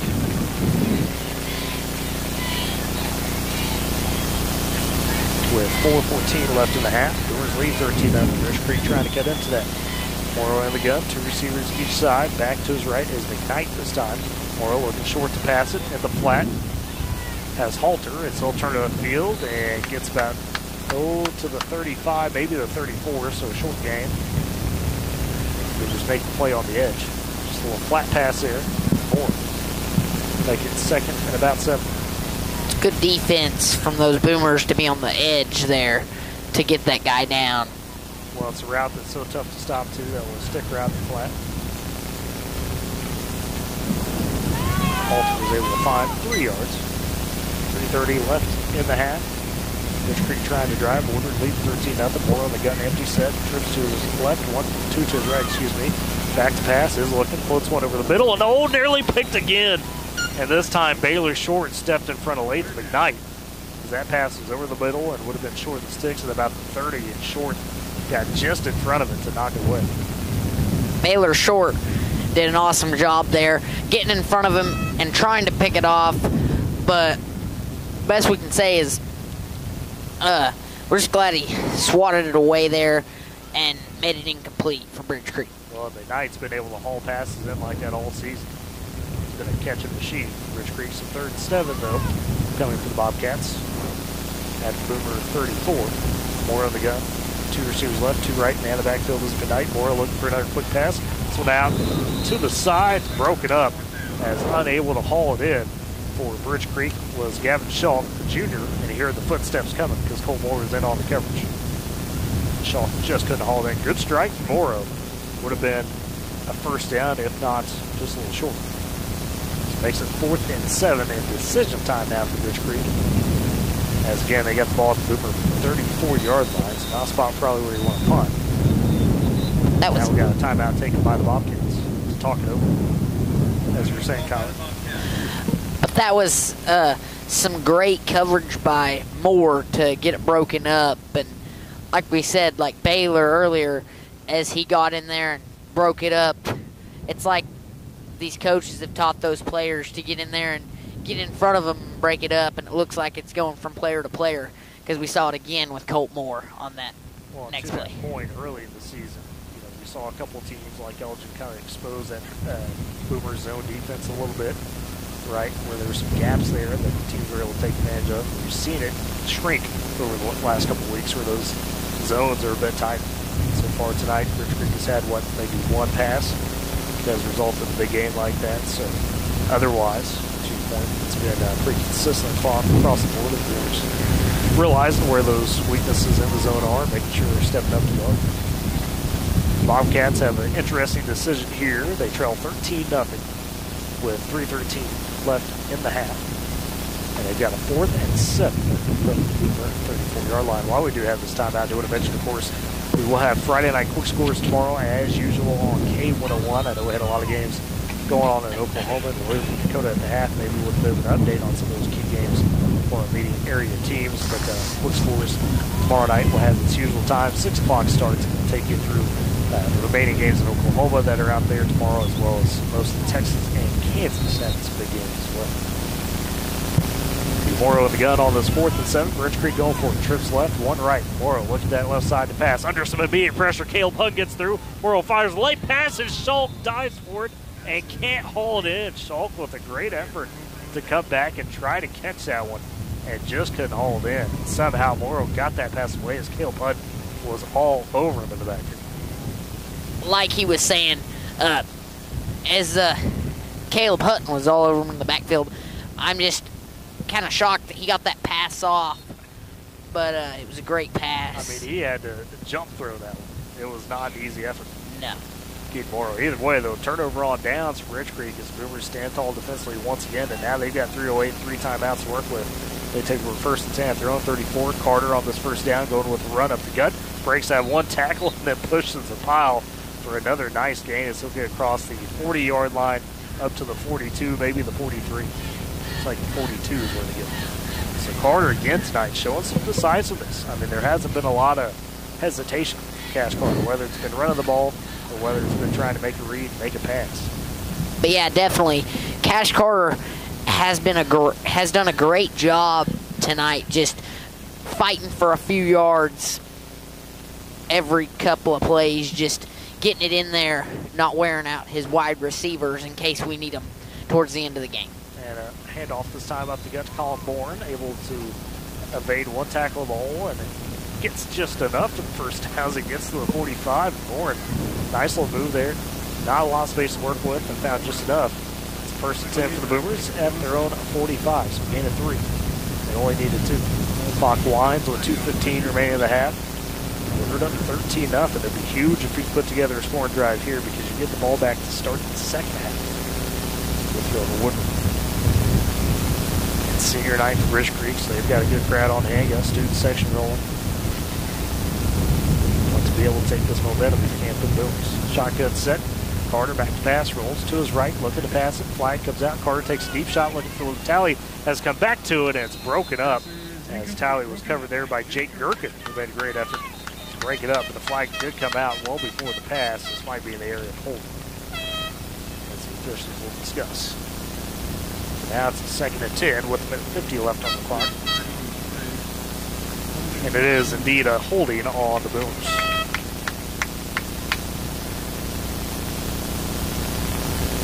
So now push Woodward back to a first and 20. Third holding call they've had this half. The other two were on the same drive. Woodward ultimately punted on that drive and it was blocked. Nearly gave Bridge Creek a big advantage. They were able to stop it. First and 20 for Woodward. Now back to their own 35-yard line. 50 again left in the half.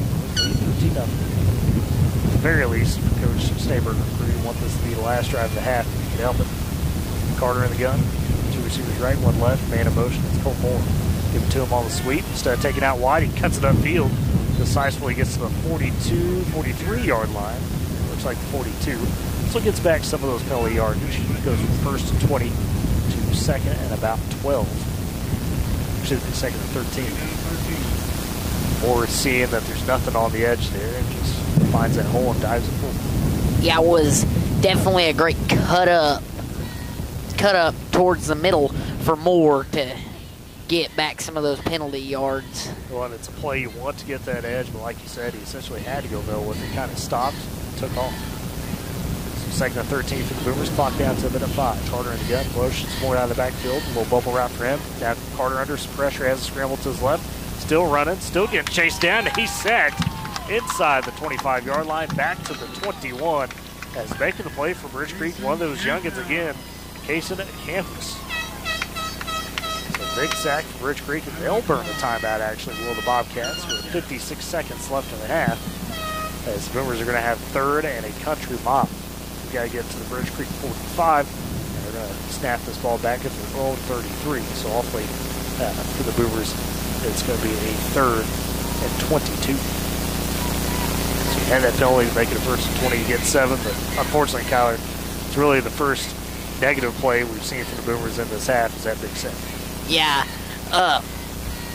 but as he was saying, yeah, that Bridge Creek player, I can't think of his name, but Canvas. He did a great job getting back there and getting our Woodward quarterback down. He got through that line and did pretty amazing. Yeah, that freshman. I mean, we see guys, and we see it on the Woodward side. He gets some of those young guys in there. They're hungry to try to be able to make some plays. Campus able to do that for Bridge Creek. Coach Spangler and crew will talk it over. We mentioned at the top of the broadcast as well, as far as some of those games we'll check in on in the area. All of the 4A District 1 games are happening tonight. So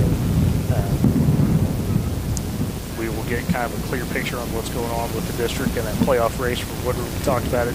Really, the easiest thing you can do is try to win out at this point. We have Bridge Creek tonight and the 2 teams ahead of you in the standings, that being Weatherford and Elk City. And Cash is also ahead of you, but they've already played. They've already fell to them. So third long for the Boomers. 56 seconds left to half. Carter back to pass. He's going to step up and take it on the run. And he's not going to get back to the line of scrimmage. As again, Bridge Creek able to string it out and take him down for what amounts to another loss. Lost a couple this time. And on the run there, or on the tackle there, was Jacob Johnston Jr. for Bridge Creek. Now the Boomers will be forced to punt. As a timeout was called by the Bobcats. Bobcats do burn another timeout. So that was their last of the half. So Rich Creek ultimately going to get this ball back with just a couple ticks over 40 seconds, depending on how the return goes. So have one last chance in this first half to try to get on the scoreboard. They've had a couple of drives. They even started the drive at the Woodward 11, and the Boomer defense was able to stand up tall and plug up the Bridge Creek side. Field position, been a little all over the place, if you will. Bridge Creek has had some positive field position in that Boomer defense so far. Like we Pitching a said, shutout.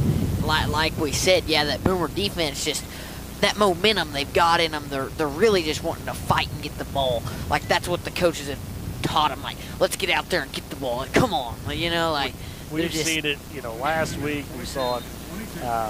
You know, really, Elgin's kind of a different story because they're eligible. We see that pretty much every week before the Tennessee has been.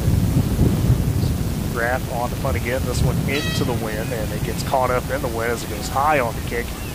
Doesn't go the furthest. Bounces into Bridge Creek territory just inside the 45 and 44, so that's where it'll be down awfully. Not the longest putt for Jake Graf, but that one did get knocked up into the air. 7 seconds remaining in the half.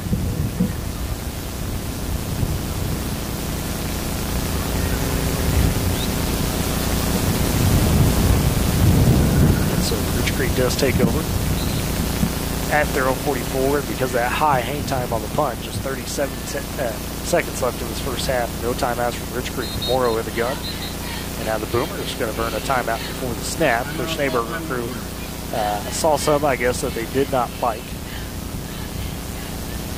So they wanted to talk about it. The Boomers did have 2 timeouts to work with, so they'll burn one of those.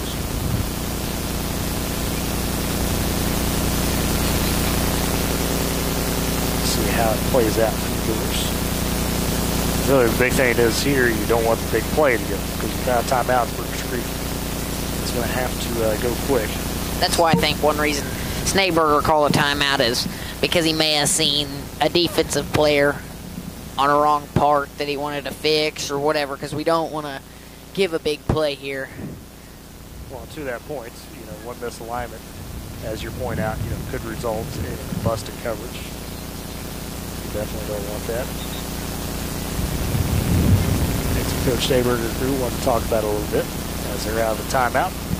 They're sitting in for play. 1st and 10 for Bridge Creek. They trail 13-0 to the Boomers. 37 seconds remain in this first half. Woodward will get the ball to start the second half. To be Morrow in the gun for the Bobcats. 2 receivers each side. Is back to his right as well. Rolls to that right side. Looking to pass. Still scanning. Pressure coming to him. Fires it to the sideline. That's complete and pulled down and stepping out of bounds for Bridge Creek. Looked like Destin Chavez. So that's a first down for Bridge Creek. Gain of about 11. Now they got to go quick, get to the line. They do.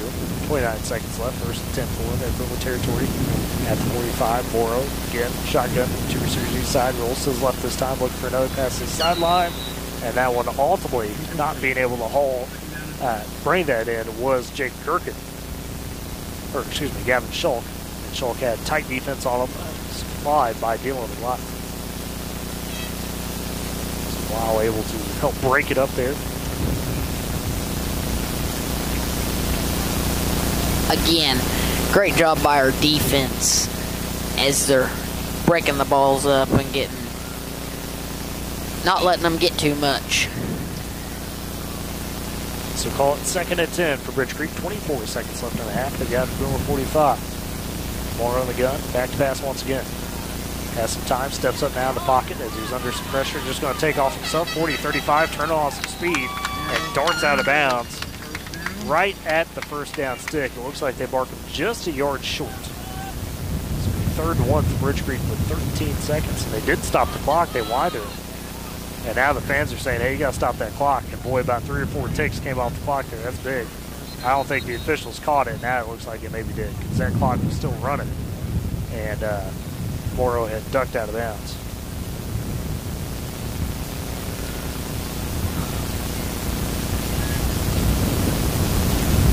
So now the officials are going to talk about it because definitely there should be some more ticks left on the clock. And they're going to tell us. Scoreboard operator, it looks like 13 seconds. So we'll put 4 seconds back on the clock. So that's when they determined that Morrow had stepped out of bounds. 14, excuse me. He had gained 9 yards, made it 3rd and 1 for Rich Creek here at the Boomer at 36-yard line. Boomers just trying to basically force enough plays to run out this clock. Kind of giving up the short stuff right now, making sure that they're defending over the top. It's Morrow in the gun. Lead 13-0, trying to hold on to that. Trips to his right, one to his left. Morrow back pass yet again. Throws this one over the middle and a touch high and incomplete as Latham McKnight just couldn't drag it down. He would have had the first down and a little bit more. Would have been the longest pass, but now it's 4th and 1 for Rich Creek. So not only do you only have 11 seconds left of those timeouts in this half, but you got to at least get the first down to give yourself a better play. 4th and short for the Bobcats. Morrow runs over to the sideline. Doesn't quite go all the way. Checks in with Coach Spangler and crew. Checks his wristband. Boomers, again, kind of canopy defense. They've got 4 DBs spaced out, playing quarters, if you will. Trying to keep everything short. Morrow on the gun. 2 receivers each side. Back pass once again. 4th and 1. Looking for the quick short pass. Has it near the sideline and taken out of bounds. Colby Ramsey on the catch. Does get the first down and expertly steps out of bounds at about the 28-yard line. So 7 seconds left in the half. Get Rich Creek no timeouts. They're going to have at least 1, maybe 2 shots towards the end zone here as they trail Woodward 13-0. We'll have 1 or 2 shots unless they decide to bring the field goal unit out and try to get at least 3 points on the board. Morrow back to pass again. Trying to take that deep shot over the middle and skying for it. Broken up by the Boomers. Colt Moore had stepped in front of it. McKnight looks to be the intended target, and Moore read that one and was able to just pop up. And we'll see if they do make that decision, Kyle, that you were talking about, because there's 1 second on the game clock. So Rich Creek will have 1 snap, and it looks like they're going to keep the offense out, not electing, like you said, to maybe try to at least get some points on the board. They don't want to the touchdown here. They got the ball at the Boomer 28-yard line. 1 second left in the half. It leads 13-0, trying to defend that. And now the Boomer secondary backing up inside the 10. As Morrow in the gun, trips to his left, 1 right. Looking to the left pass, has to step up. Levi Harris almost sacked him, and now Trip Bates does get him, as well as Caleb Hutton. So Morrow can't even get the throw off, and that's how we end the first half with Woodward on top of Rich Creek. 13-0 in this road district contest. We'll step aside for break. Come back with the halftime show. It's Boomer Football on Z92 and Boomer TV. Hungry? Head to Longshots Bar and Grill in downtown Woodward. Bring the whole crew for juicy ribeye steaks, giant burgers, wings from mild to flaming hot, fresh salads, and more. There's something for everyone, including the kids. Planning a party or team celebration? Check out the upstairs golf and gun bays or ask about our group catering options. Longshots Bar and Grill, downtown Woodward's favorite hangout and the official home of the Boomer Coaches Show every Wednesday from 6 to 7. Come hungry, leave happy, and make it a night to remember. Enjoy mile after winter mile on tires you can trust for any adventure in any weather. Between September 24th and December 9th, get $80 via reward card or virtual prepaid card after online submission with the purchase of 4 new Michelin passenger or light truck tires. Visit your Michelin dealer, High Plains Tire at 2220 Main in Woodward. See MichelinMan.com/autos/deals-promotions-and-rebates for complete details. Offer expires 12/9/2025. For more than a century, Bank of Western Oklahoma has stood by our communities, understanding the unique culture and values that make Western Oklahoma special. As a locally owned and operated bank since 1908, we're not just bankers, we're your neighbors. We've seen generations grow, businesses flourish, and farms thrive. And we've been there every step of the way. Trust in a bank that shares your roots and works as hard as you do. Bank of Western Oklahoma. I'm ready. EIC, an equal housing lender. Life moves fast, and you deserve internet that keeps up. Say hello to Pioneer Fiber Internet with blazing fast gig fiber speeds designed for the way you live, work, and play. From ultra-smooth streaming and lag-free gaming to lightning-fast downloads and crystal-clear video calls, Gig Fiber gives you the speed and reliability to do it all. Ready to upgrade your internet experience? Visit GoPioneer.com to sign up today.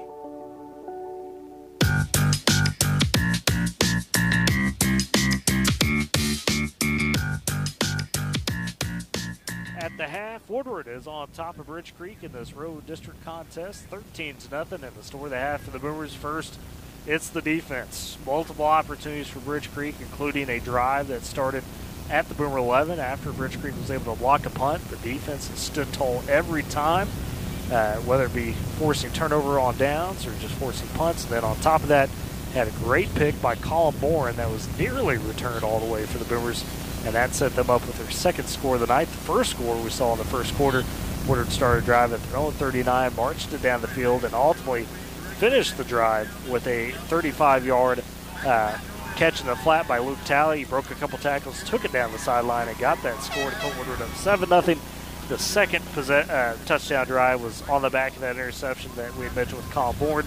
Boomers finished off that drive with a little two pass from Cash Carter to Luke Talley. So Talley with 2 receiving touchdowns in this half, and Cash Carter with 2 passing touchdowns. We've also seen Carter rack up and be the main rusher for the Boomers in this half as well, with a lot of his QB draws whenever they have elected to go that way. We've seen Colin Bourne also get a couple nice runs, had a big 30-yard run on one of the Boomer drives that ultimately, unfortunately, was unsuccessful in terms of scoring.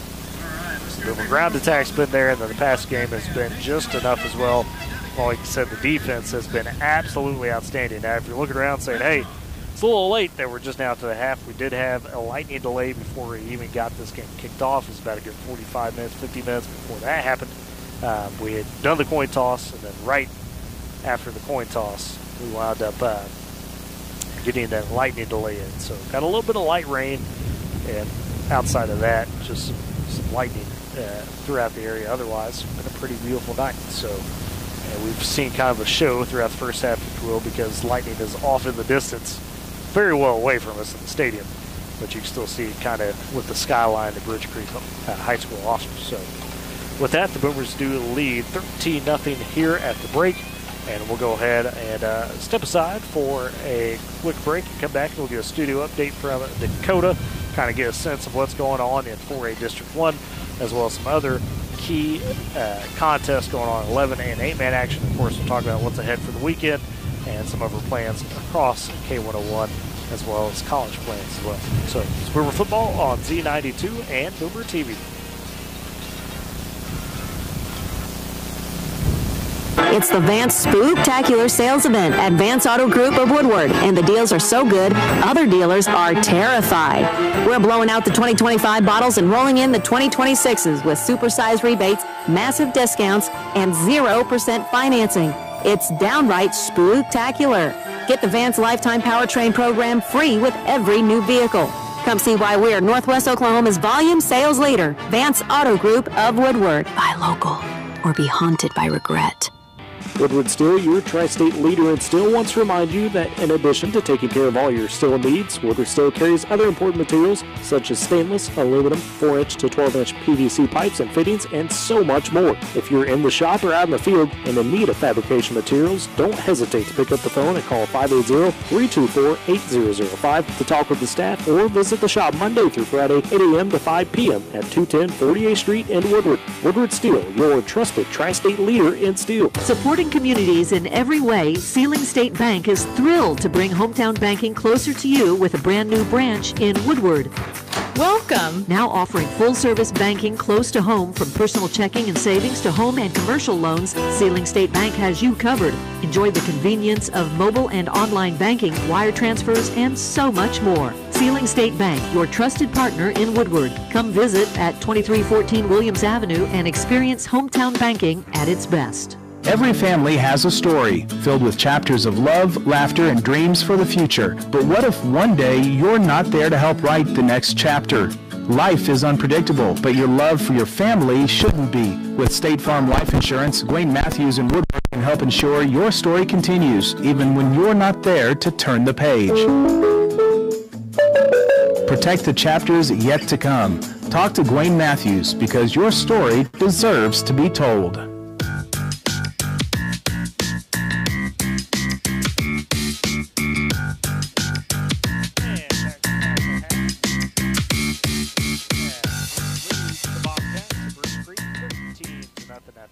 Touchdowns from Cash Carter, finding Luke Talley on both of those, set up those scores for the Boomers.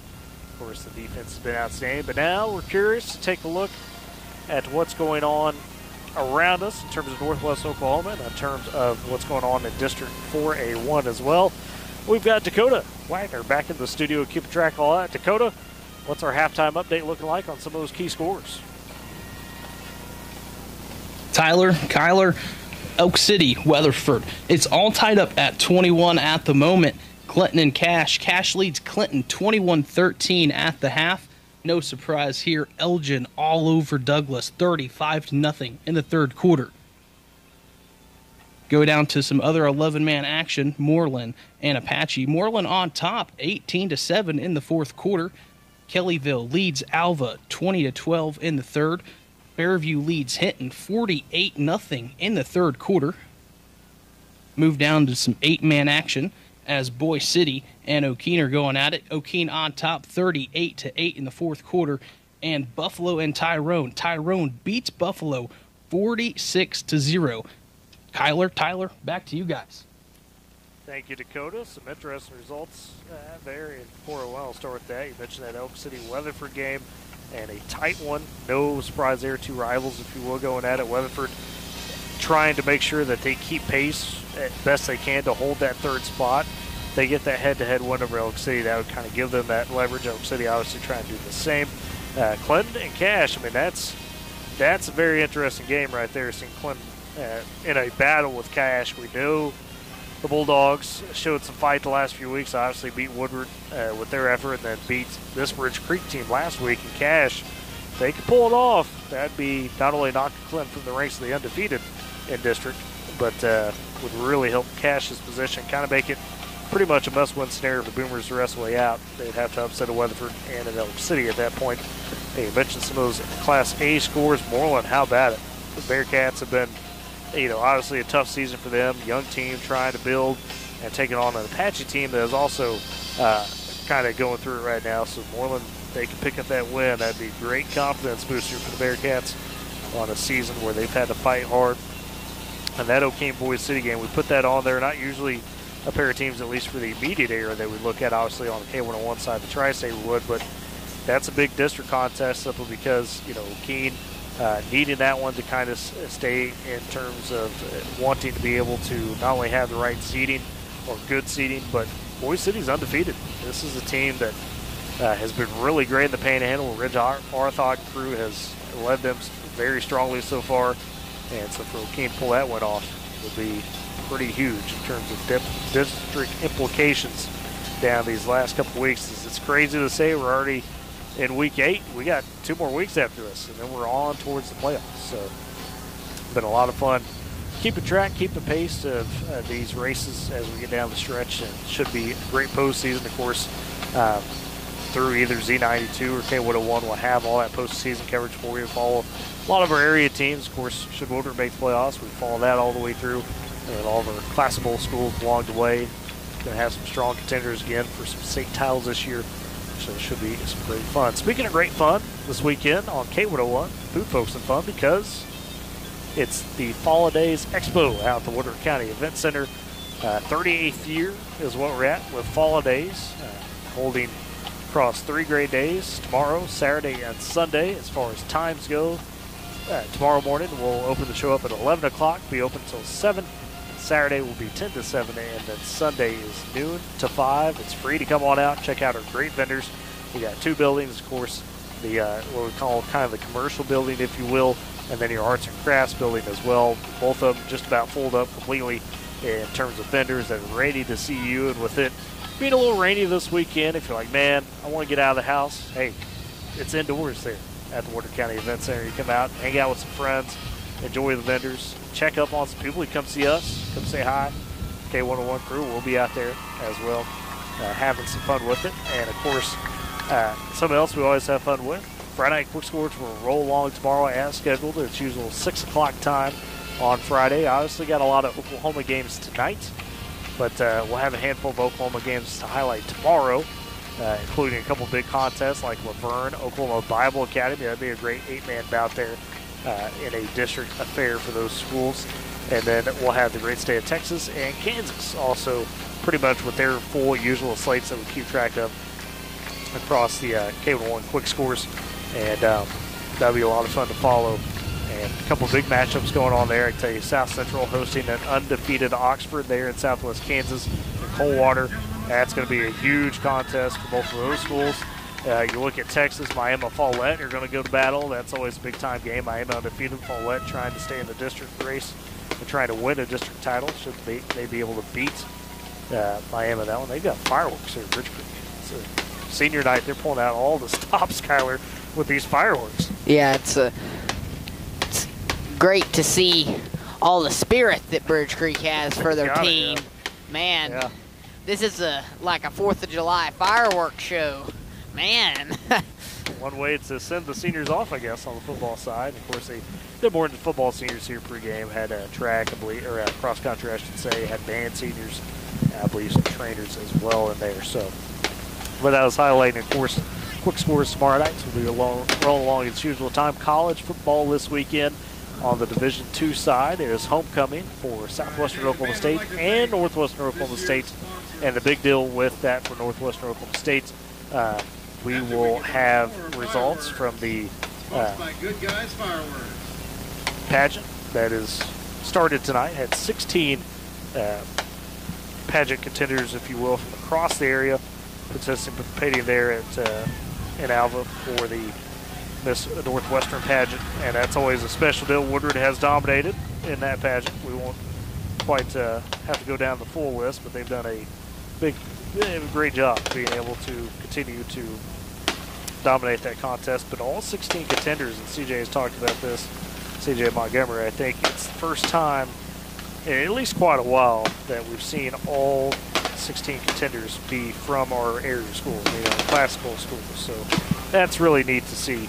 And of course, I have the homecoming parade on Saturday morning. Should the weather hold, they're kind of looking at things, obviously trying to keep track of what they might do. But the full activities of how they wrap up the weekend is on the Northwestern website. And 73rd, by the way, best Cinderella pageant for Northwestern. As we're talking about, they with all 16 competitors. So that's always special. And the game itself, now they got the big finish on the fireworks. Okay. Anyways, the game itself for Northwestern Oklahoma State. Oh, man. The Rangers will be hosting SNU, Southern Nazarene University, Saturday afternoon.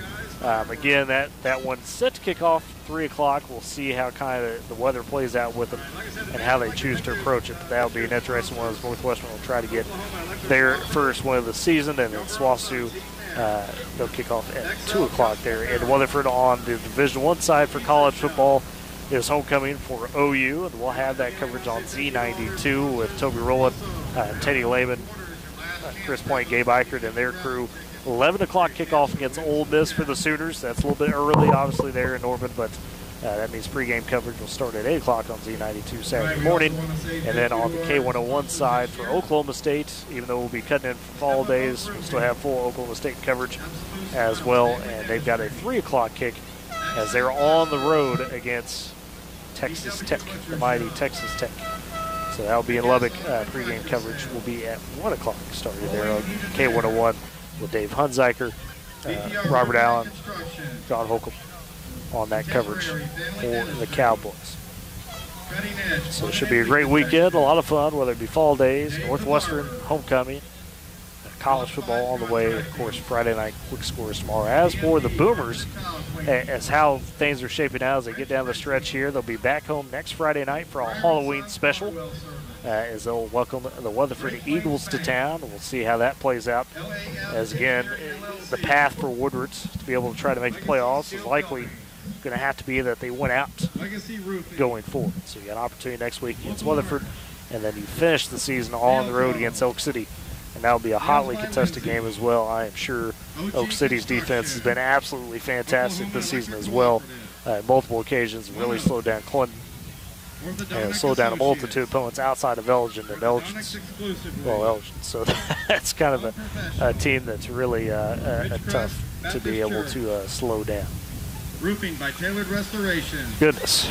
But as far as anything else that may be on the docket, I do want to mention this as well. I hadn't heard from Mr. Nelson about it yet. I need to check up with him. Adam Nelson Woodward's youth football was set to do their championships this weekend, a Saturday bracket play day, and then Sunday we're supposed to play for the championship. Last update, they were monitoring the weather, and he checked back in with him, and we'll try to update that for you tomorrow, whether it be on the morning show or on Quick Scores about the plans there, because those Woodward's 3rd and 4th grade teams, as well as 5th and 6th, have been really stout this season, and they're trying to chase yet another championship for both of their squads and see if they can get that done. So if they have it this weekend, that will be at Boomer Stadium. And then, of course, if there's any change to that, we'll let you know on that. And another neat thing we had going on this week, we had another fantastic softball season, another 20-win softball season for the Boomers this past year. And with that, we had some district honorees, if you will, this past week for Woodward, and making the 4A District 3 all district teams. It was Kaylee Mills. She was the district pitcher of the year. Ella Howard was an all district second baseman for the Boomers. Bailey Nelson, all district utility player. Lexi Mendel was all district honorable mention. Holly Wilson, honorable mention. Kaylin Heckert, honorable mention as well. And the neat part about that, and you're going to lose a couple of big players like Holly Wilson, Lexi Mendel, but the rest of those girls coming back next year. So speaks to what this Woodward team could be next year in terms of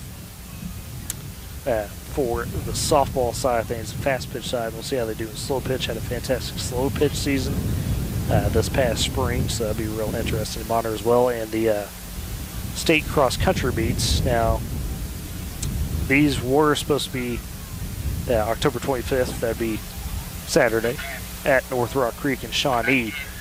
I haven't seen an update from the OSSA on that, so as far as I know right now, it is still scheduled on. But the Woodward boys cross country team did qualify for state. We had Nathan Custer as an individual runner, became a two-time regional champion. Holden Simmons medaled in 8th place, but they'll have a full team there.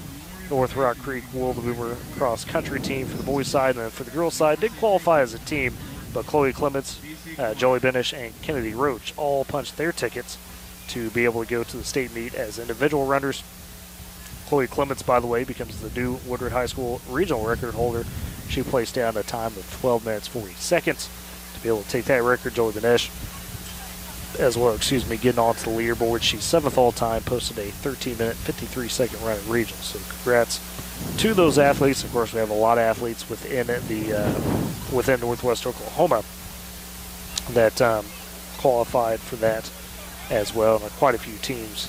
So it should be a lot of fun to see how those shake out for both the Boomers and our area teams. And Kyler, both teams coming back out of the locker room now after that halftime. Woodward feeling comfortable. You're leading 13-0. You're going to get the ball back to start the second half for the Boomers here. What do you want to see from them to make sure that they hold on to this lead and finish off this road win? What I really want to see from our Boomer offense is just being able to get out of the pocket and also I just really hope we can simmer down on the penalties a little bit. Like, just that's a big thing that's holding us back, and I feel like if those weren't in possession, we would have probably had a few more touchdowns by now. But let's now that a new half's starting for the Woodward Boomers, let's hope the coaches got them fired up, and let's hope they're back out and ready to get fired up and playing again. Well, you know what's funny? You mentioned being fired up, and we were watching them coming out of the locker room after that lightning delay. They were crazy. They were going absolutely crazy. You could tell the energy was there, and that's not an easy thing to do. We saw them experience this, earlier in the year, first game of the season, on the road against Guyman. You go into the half, you leave, but you come out of that with a lightning delay. That was a very extended lightning delay, and we didn't see that same type of fire. So I think it's interesting to see maybe the coaches, like you mentioned, making sure, hey guys, we experienced this situation in Guyman to start the year. Let's make sure that we got our energy flowing, because that second half of Guyman ultimately, they let the Tigers work their way back into it, and you lose in overtime. That's one they feel they should have had, and maybe the energy was a factor in that. You mentioned the offense.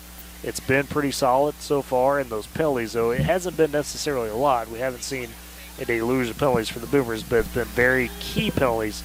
A couple holding calls on first downs where you're trying to, take care of things, and you're moving the ball, and then all of a sudden, holding call on first down, so now you're 1st and 20, putting yourself behind the sticks.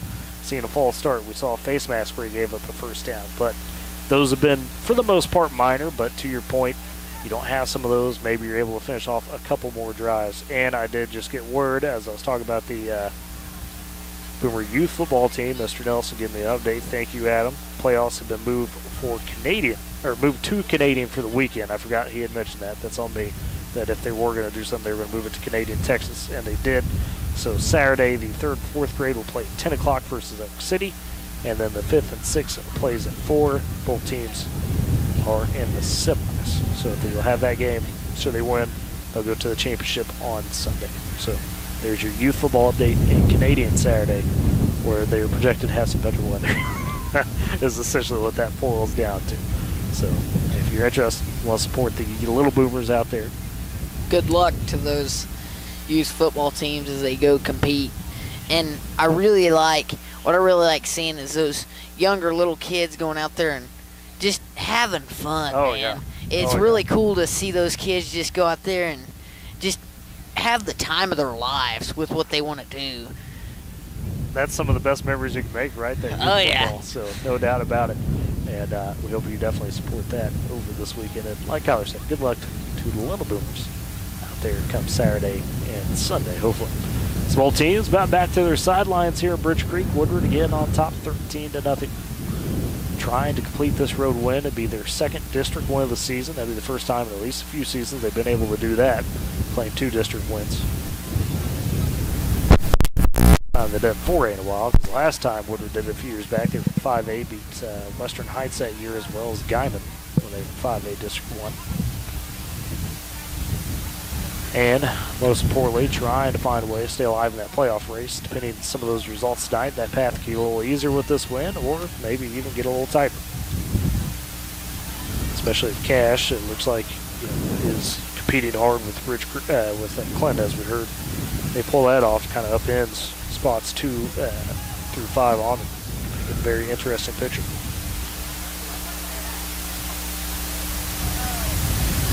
The Boomers again should get the ball to start this half. Kicked off to begin.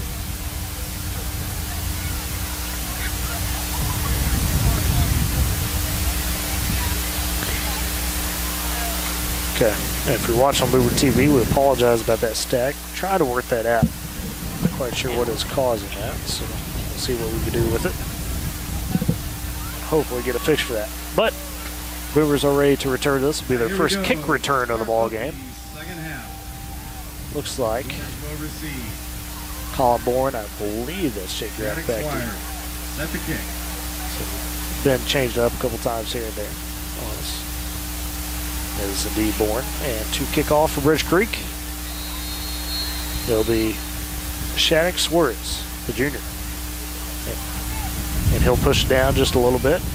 And Luke Talley able to get it. He's down the sideline, breaks cross tackle, trying to beat his man down the sideline to the 30 before he's taken out of bounds.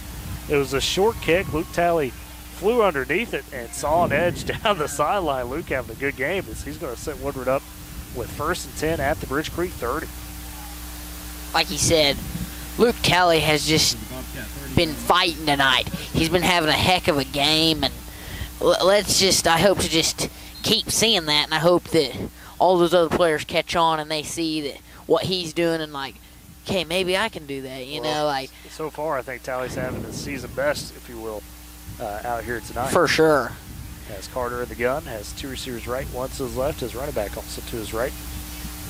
Handoff on this 1st and 10, it's to Bourne, who is able to spin forward to almost the 25. They do give him the 25, so Bourne able to get a 5-yard gain on 1st down and make it 2nd and 5 as we're underway in the 3rd quarter. Woodward take a 3-touchdown lead here. That'll give you a very solid advantage.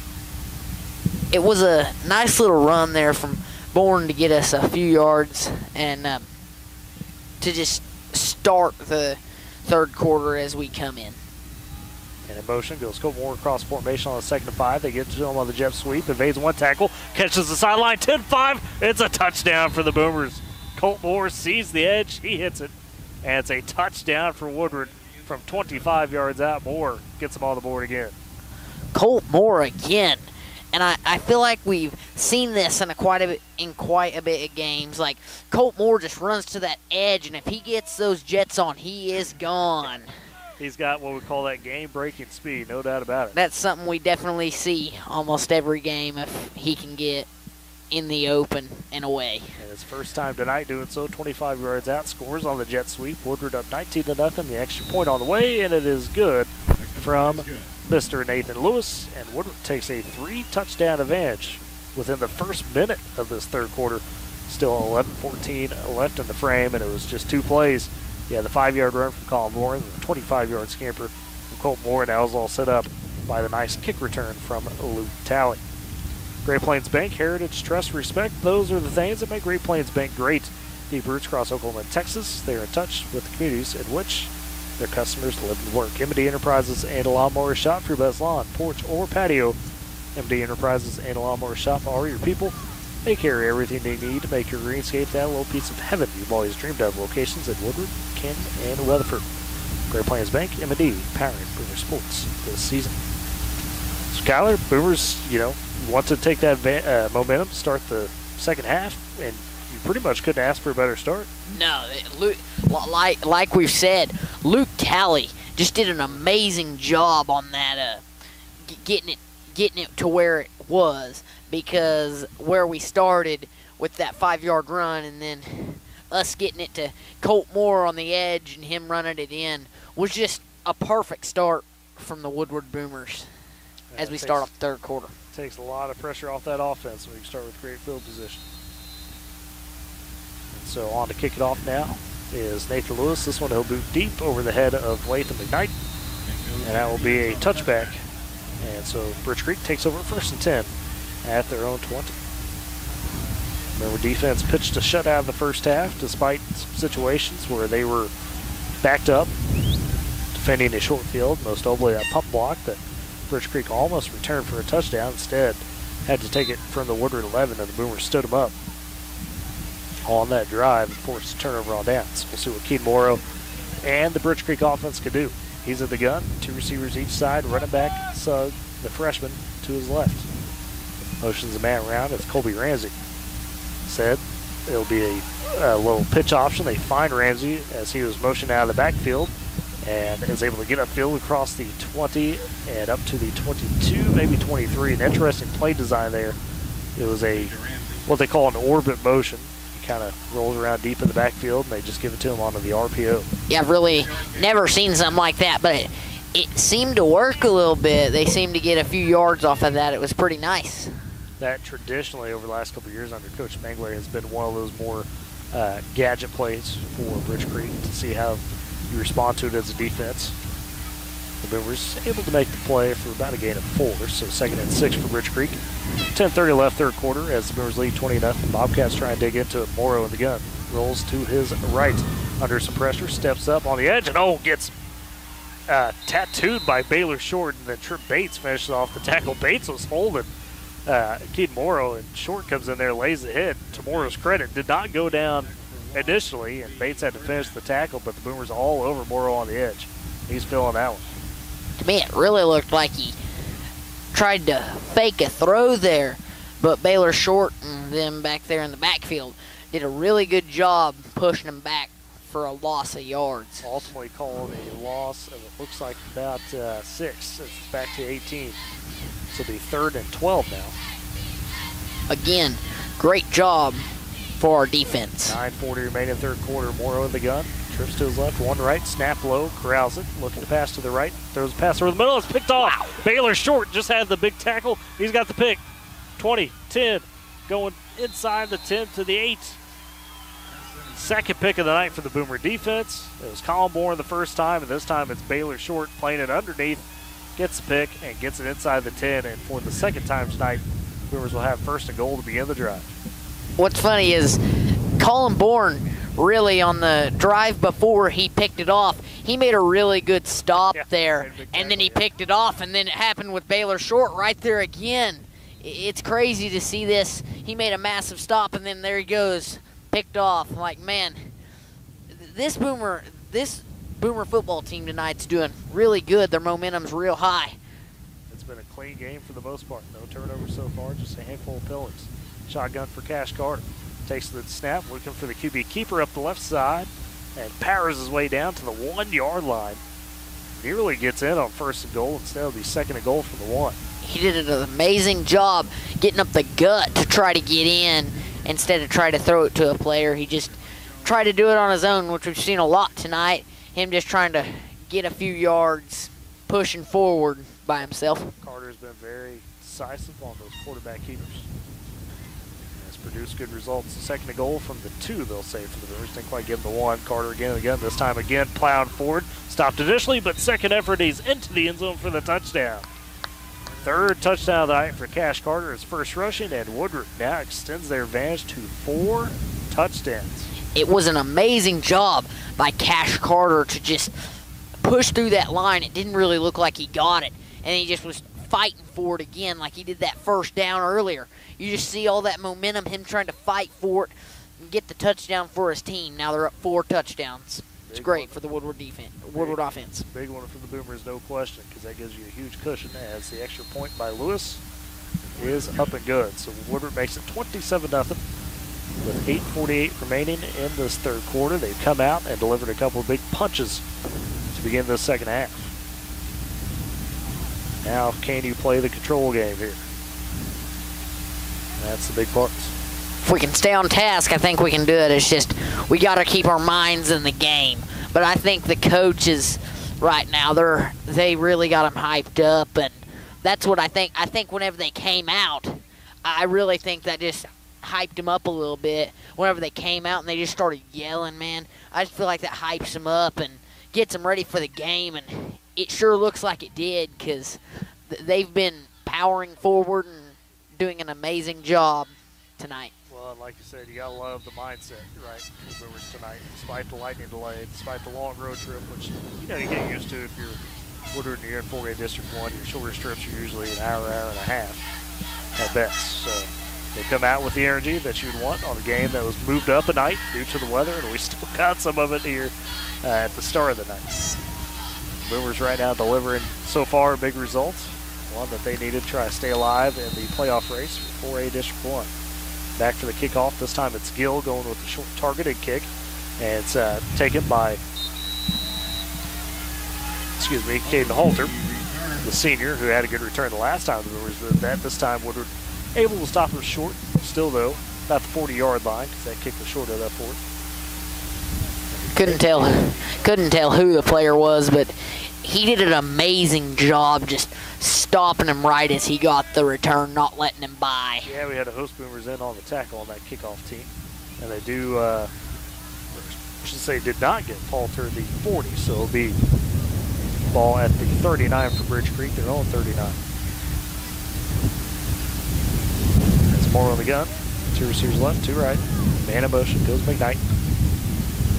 Speed option here. They pitch it to McKnight on the left side. Has somebody in the backfield on him, a couple of Boomers, and McKnight showing his speed, does cut it up, and finds just a yard, maybe 2, and that was better than what looked to be initially maybe a 2-3 yard loss.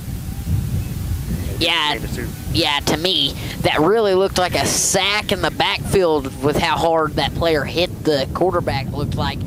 But Morrow took a shot, didn't quite identify the number, but Morrow felt that on the pitch. So 2nd and 8 for Bobcats. 8:08 left in the 3rd quarter. Boomers lead 27-0. Excuse me. It's more on the gun. Trips right, 1 left. He rolls to the right. No, they hand off inside to Sugg after getting everybody moving, and Sugg able to fall forward for a decent gain up to the 45-yard line. Call it a gain of 4. Make it 3rd and 4 for Bridge Creek. A little misdirection there for Bridge Creek. Freshman Sugg, a stout-looking guy. Wyatt Leonard, we know, really stout. Unfortunately, was out for the season. Sugg's done a decent job.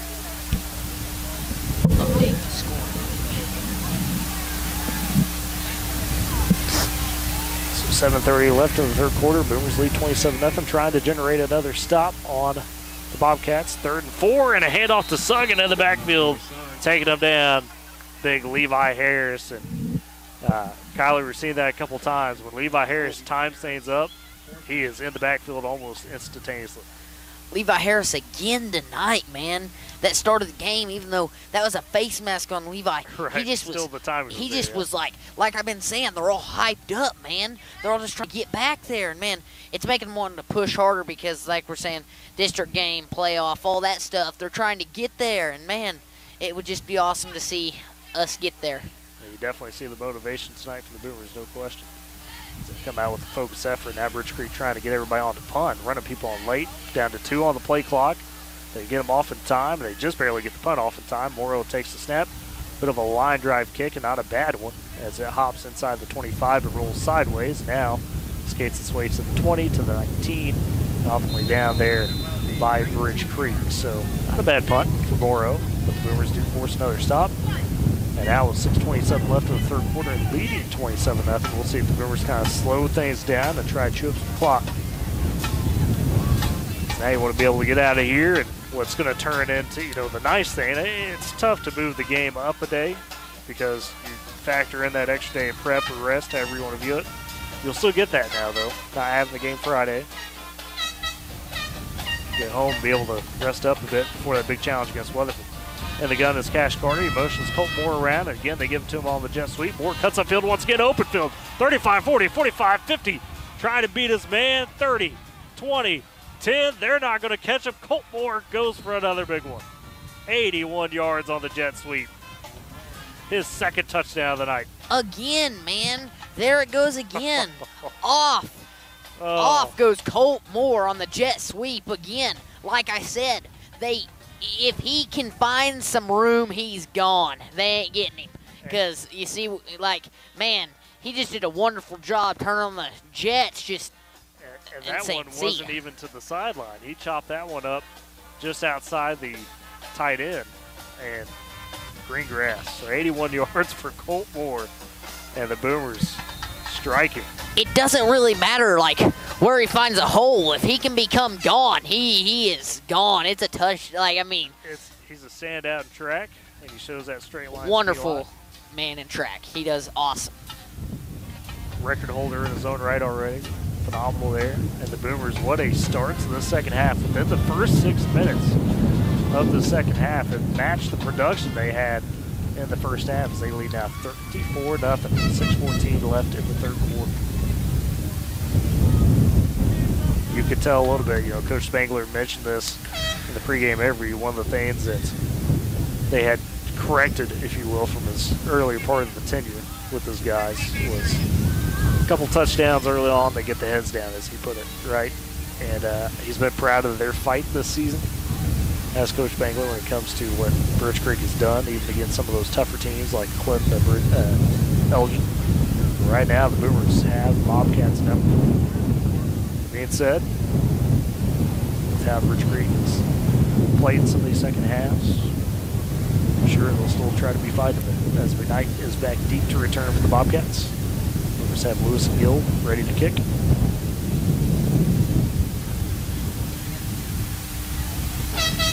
And there's the whistle from the officials, and it will be Gill this time.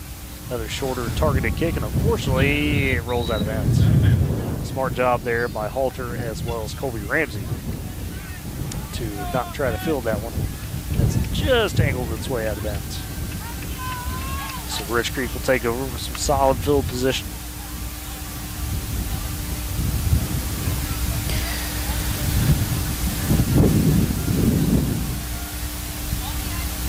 As it'll be 1st and 10 for the Bobcats at their own 35-yard line.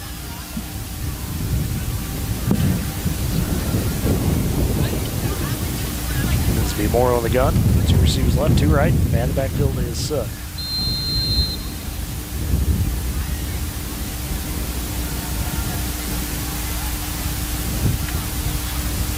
And Morrow back to pass, looking for the quick out. It's hauled in by his man Schulk down the sideline. 30, 45, or excuse me, 45, 30, 25, 10. He's going to beat the Boomers down the sideline for the touchdown. Gavin Schulk, a little bit of a slow developing play from the junior, but caught it on the stick route and turned it down the sideline for the touchdown. 65 yards to the house, 1 play and a score.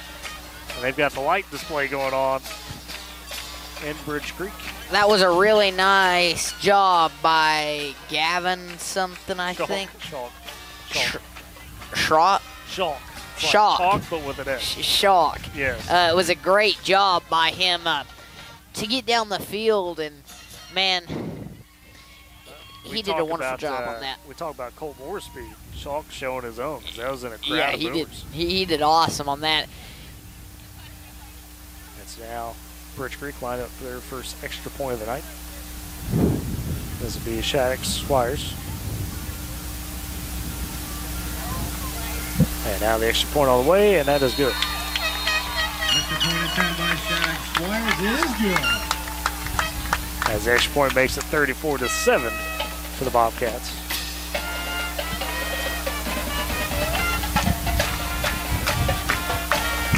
.556 left in the third quarter. Woodward still with the lead, but like I was just talking about before that drive for Birch Creek, you got to be ready for the fight from the Bobcats. And they showed a little bit of it there. Smith & Co. Auction and Realty. They're Oklahoma's real estate and land auction expert. Smith & Co., your number one choice for all your land auctions and real estate needs. Call them 580-254-3975 or email Ira at smithcorealestate.com. Northwest Glass, from residential and commercial glass to auto glass, doors and mirrors. Northwest Glass has you covered. They do it all with expert care and quality service. Stop by 611 Texas Avenue in Woodward to call 580-256-4324. Northwest Glass, Smith & Co. powering Boomer Sports this season. M&D and Smith & Co. are going to be out at the Fall Days tomorrow. Saw their displays. Always get it set up very nicely. Out comes the kickoff team for Birch Creek. Yes, their kickoff. Suarez, excuse me, with the kick. Their second kickoff of the night. We saw Luke Talley nearly bust one. The start of this third quarter. And this one targeted away again. And oh, it's a little short. Boomer's got a fall on it. Graff able to run over and just fall on it. It was a great kick from Suarez, as he made it land a bit short. Somebody had to go get it for the Boomers. And Jay Graff came up and fell on it at the 25-yard line. The Birch Creek almost got down there with it. So it's been a very active third quarter, and we were only halfway in the quarter. The Boomers, by the way, led 13-0 at the half, and now we're at 34-7, just barely 6 minutes into the third. Seen big play after big play. Cole Moore's busted a couple big jet sweeps. We saw Birch Creek in their first big play of the game, 65-yard catch and run. It'll be Cash Carter on for the Boomers to lead the offense. 2 right, 1 left. The left man is Moore. They motion him around, fake the handoff to him. Carter looking to pass, throws in the flat to Moore, who came out of the backfield. Cuts it upfield, 30, 35, up to the nearly 40-yard line. He has the first down as he's tackled down to 39. So 14-yard gain by Colt Moore. Amazing job by Colt Moore again, trying to just get up that sideline again for more yards for the Boomers. Well, we've seen this focus before. We saw in the Douglas game where Woodward kind of force-fed Colt Moore the ball first half. Didn't have to do that. You know, we saw Cash Carter be able to take it up the gut on quite a few runs and have success. We saw Luke Talley make some big plays. Moore didn't really have to do much offensively. Made some good defensive plays in the defensive secondary, but now is making his impact too.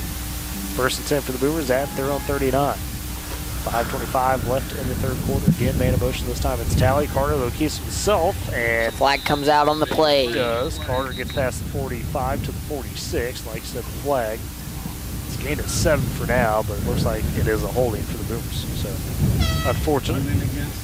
Yeah, not a lot of penalties for the Boomers, but it's been at times like this where you're trying to stay ahead of the sticks and instead put yourself in first and very long. And for those that partake when it comes to the Oklahoma City Thunder, got their season underway Tuesday.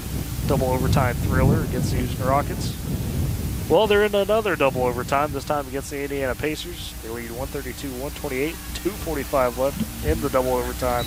Shea Gilgeous-Alexander with 51 points so far tonight. Goodness. Shea's just been a star for those Oklahoma City Thunder players. MVP, buddy. Oh, yeah. Playing like it. So first and 20 for the Boomers. Carter again in the gun. Tries to hand off Colin Bourne. Bourne almost tackled deep in the backfield and still going to lose a lot of yards as coming in there for Birch Creek, firing away. Nearly making the big play was Daniel Tejera, the senior. And Moore was able, or excuse me, Colin Moore was able to break out of that tackle, but then chased down by a host of Bridge Creek Bobcats. And it's going to be second and super long for the Boomers as that was backed up. So it looks like the 22. Bridge Creek did an awesome job reading our offense and reading it to get us down for a sack in the backfield. Jarrow was, in the backfield pretty much on the handoff. Yeah. Carter in the gun, trips to his left, and they'll throw it in the flat to Moore, trying to get a block. Trip Bates, they've got away with blocking the bad. Moore turns to the field, 35-40, across the 40, near the 45, and he's going to get back a lot of yards. It's not going to be a first down for the Boomers, but it'll at least be third and manageable now. With 4:10 left in the third quarter, the Boomers trying to eat up that clock a little bit now as they lead 34-7. So Cole Moore takes it from 2nd and 27 to make it 3rd and 3. That's his ability right there. 24-yard catch and run. The Boomers are at their own 46, need to get to their own 49. Carter in the gun. Receiver left, 2 rights. Back also to his right. Carter just going to keep it on the draw. Changes field, reverses, and fights forward to the 50. Did just enough to get the first down. That play was initially supposed to go to the right. And Kyler Cash saw it once again. Carter again, man.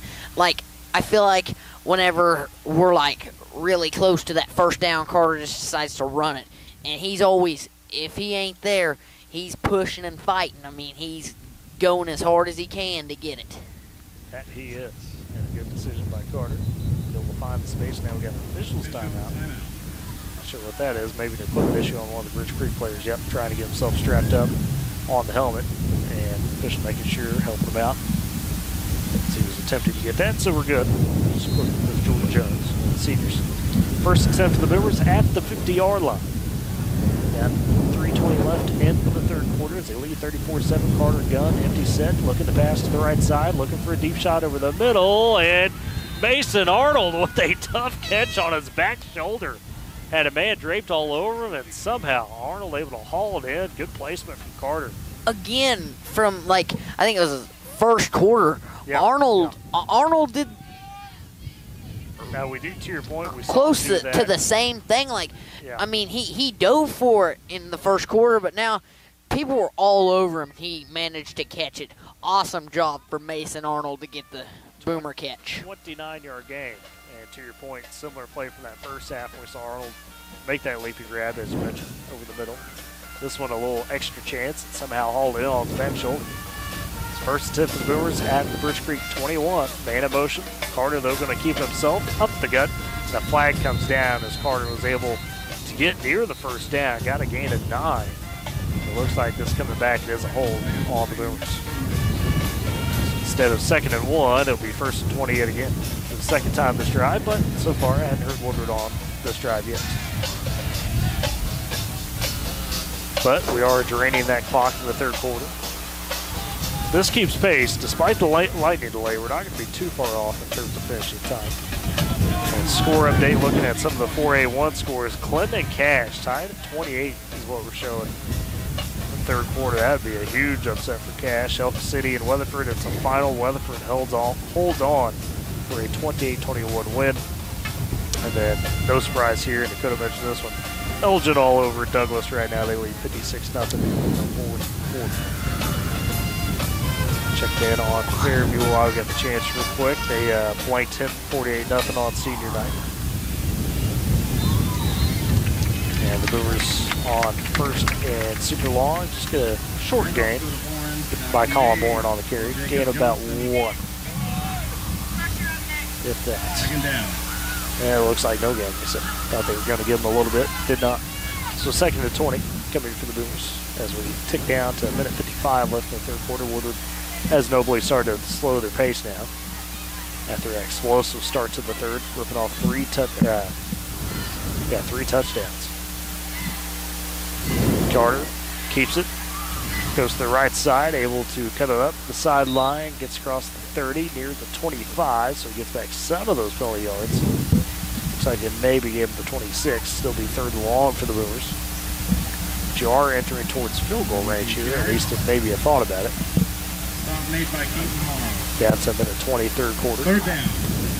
And actually only gave Carter the 27. So Boomers have got to get all the way to the 10, it looks like. So that'd be 3rd and 17. Carter in the gun, 2 receivers left. Nobody right. Man in the backfield, 2 is right. Carter looking to the left slide. Wants in a shot again to Arnold, and this time Arnold can't haul it in. Had some space to catch it. Would have been a first down. And Latham McKnight on the coverage for Bridge Creek. Again, as we see Latham McKnight come in, he's came in and made a couple key plays tonight on the defensive side for Bridge Creek. But Mason Arnold again just trying to pull that catch in, and unfortunately it was incomplete. But good job by Mason Arnold trying to pull it in. He had the chance, no doubt about it. Mitch McKnight has been rangy in that defensive backfield. Now we're setting up for the field goal attempt here. Nathan Lewis. This will be, looks like a 44-yard attempt. And the kick is up and it is blocked. Bridge Creek got a hand on it, snap. Looked like it was going to be in time, and Bridge Creek got some pressure off that side. So the 44-yard attempt, no good. A blocked field goal by Bridge Creek, and we remain at 34-7. Boomers on top with 57 seconds left in the third quarter, and Bridge Creek takes back over. See where they, looks like they have the ball about 27. Excuse me.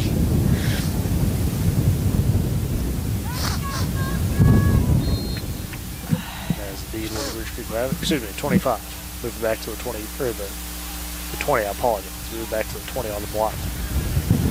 Field goal. So in the gun is Morrow for the Bobcats. Pitches out to McKnight on the short pass, breaks one tackle, cuts to the field, gets a gain of 5 down the left sideline. McKnight showing a little bit of strength despite him not being the tallest guy.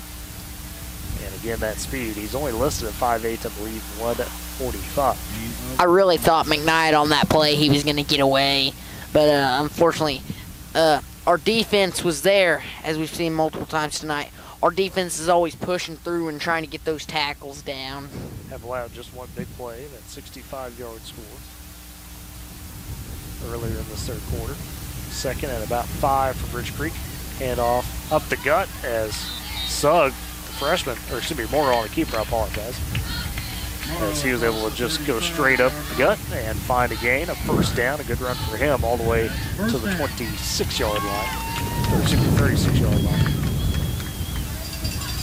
First and 10 for Bridge Creek as we tick down to 40 seconds left in the third quarter. Woodward, though, in control, 34-7, and at this point, it's about forcing Bridge Creek to string out these drives if they're going to put one together. It's Morrow in the gun, trips to his right, one left, man in the backfield also to his right. And it's Morrow again.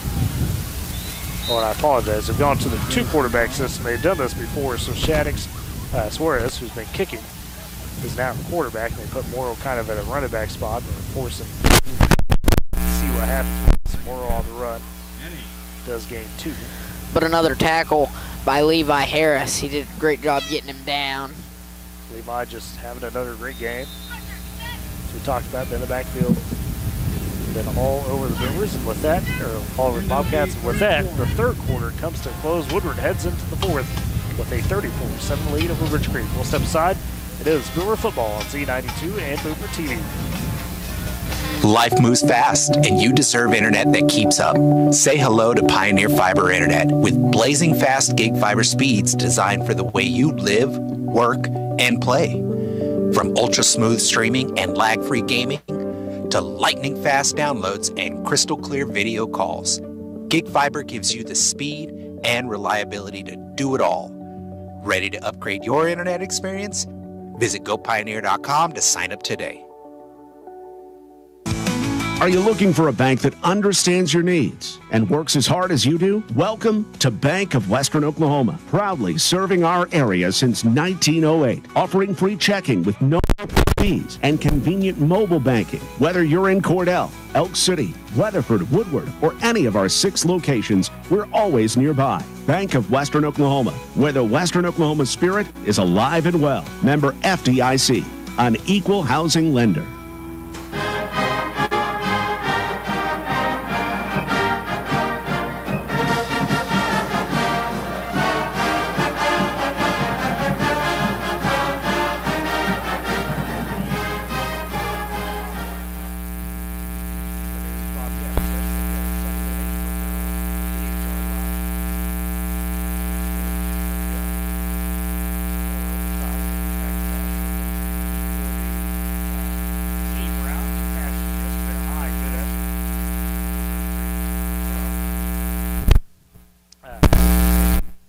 the sky for that one. Couldn't haul it in. It brings up a 3rd and 8. Boomers, though, had a couple defenders in tight on the coverage. Also, the Bobcats now kind of in their throwing offense. Morrow not maybe as strong of a throw as they consider Shores to be in terms of taking deep shots. So the junior run of things. Morrow's playing running back. Suarez in the gun. 2 receivers left, 2 right. Back to pass once again, rolls to that right side. Has some time. Now facing pressure from Baylor Short. Breaks out of a tackle and cuts it upfield down the sideline and knocked out of bounds for a short gain.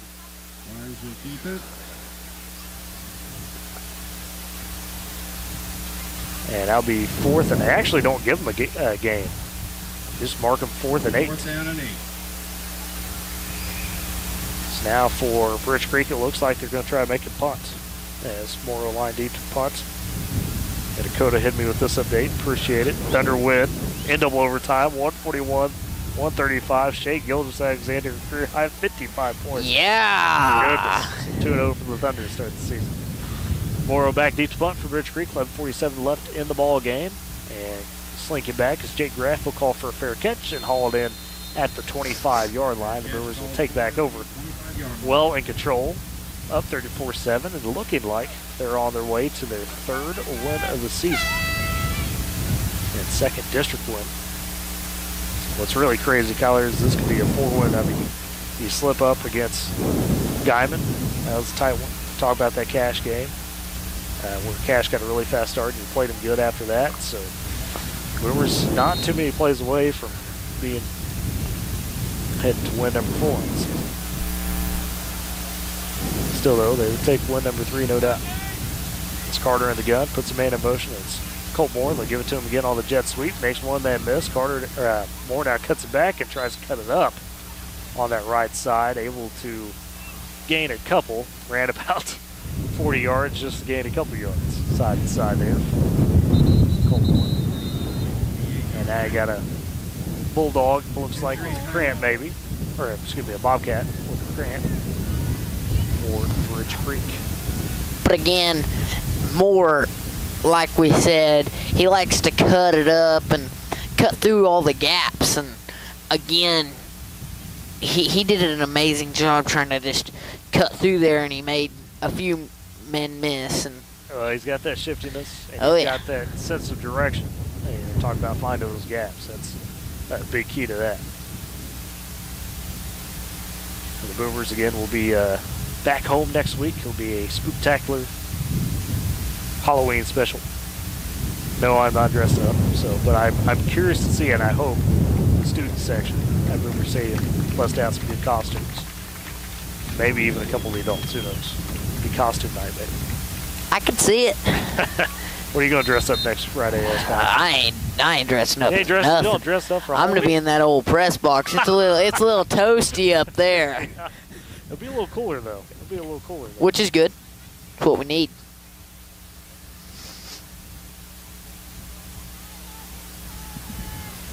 Yeah, it won't be a bad next Friday night for that. So the weather is supposed to hold, I think, in the 60s and 70s all week.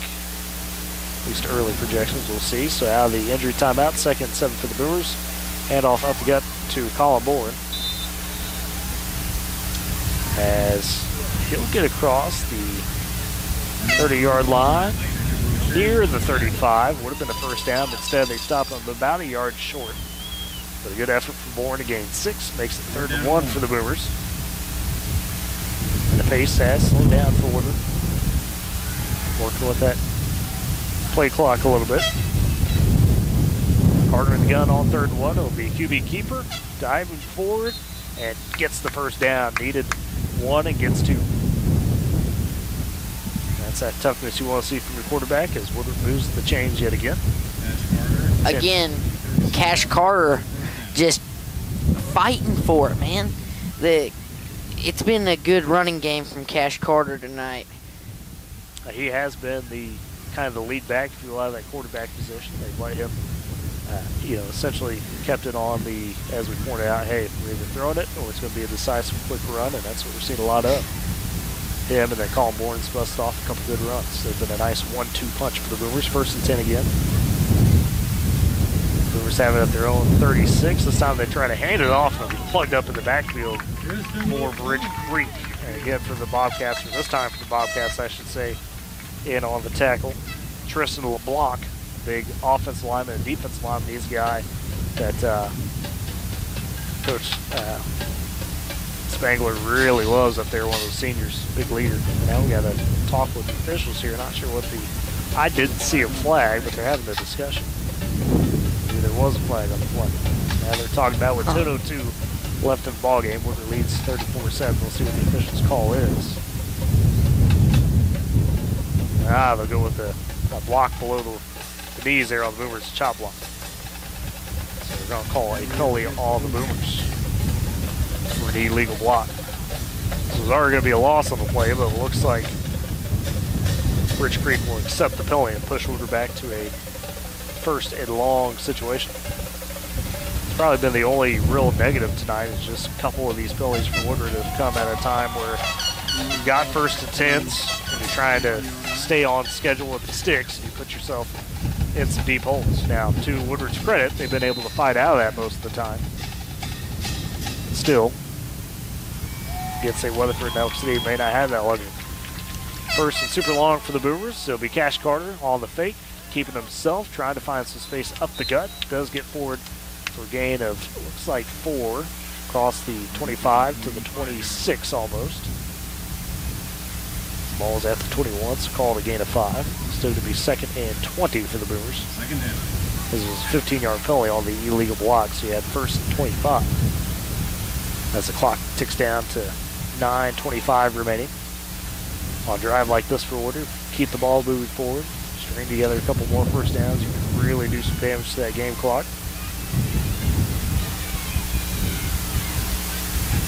In motion goes Colt Moore. They'll give it to him on the jet sweep yet again, trying to get that edge. This time Rich Creek able to snuff it out. Moore spun out. 1 tackle, but in to make the play, the freshman for the Bobcats once again. As it was Casey Campus, the freshman linebacker. Moore did gain a couple to the 28-yard line, but that's it. It's called 3rd and 18 for the Boomers. As they lead 34-7, 8:45 remaining in the game. Like to see the Woodward crowd sticking around. We thought the band was going to join us earlier this week. They were initially, and then the weather unfortunately kind of forced them to say, yeah, we don't want to take a risk getting those instruments wet. And so they called it off. Understandable there. Plus, they got to get ready for the parade on Saturday. They'll be in the Northwestern parade with the Boomer band. I mean, they definitely weren't wrong about the rain coming because there was a little bit. Yep. And then Woodward's going to get a penalty. Back about 5 more. Looks like a false start, I believe.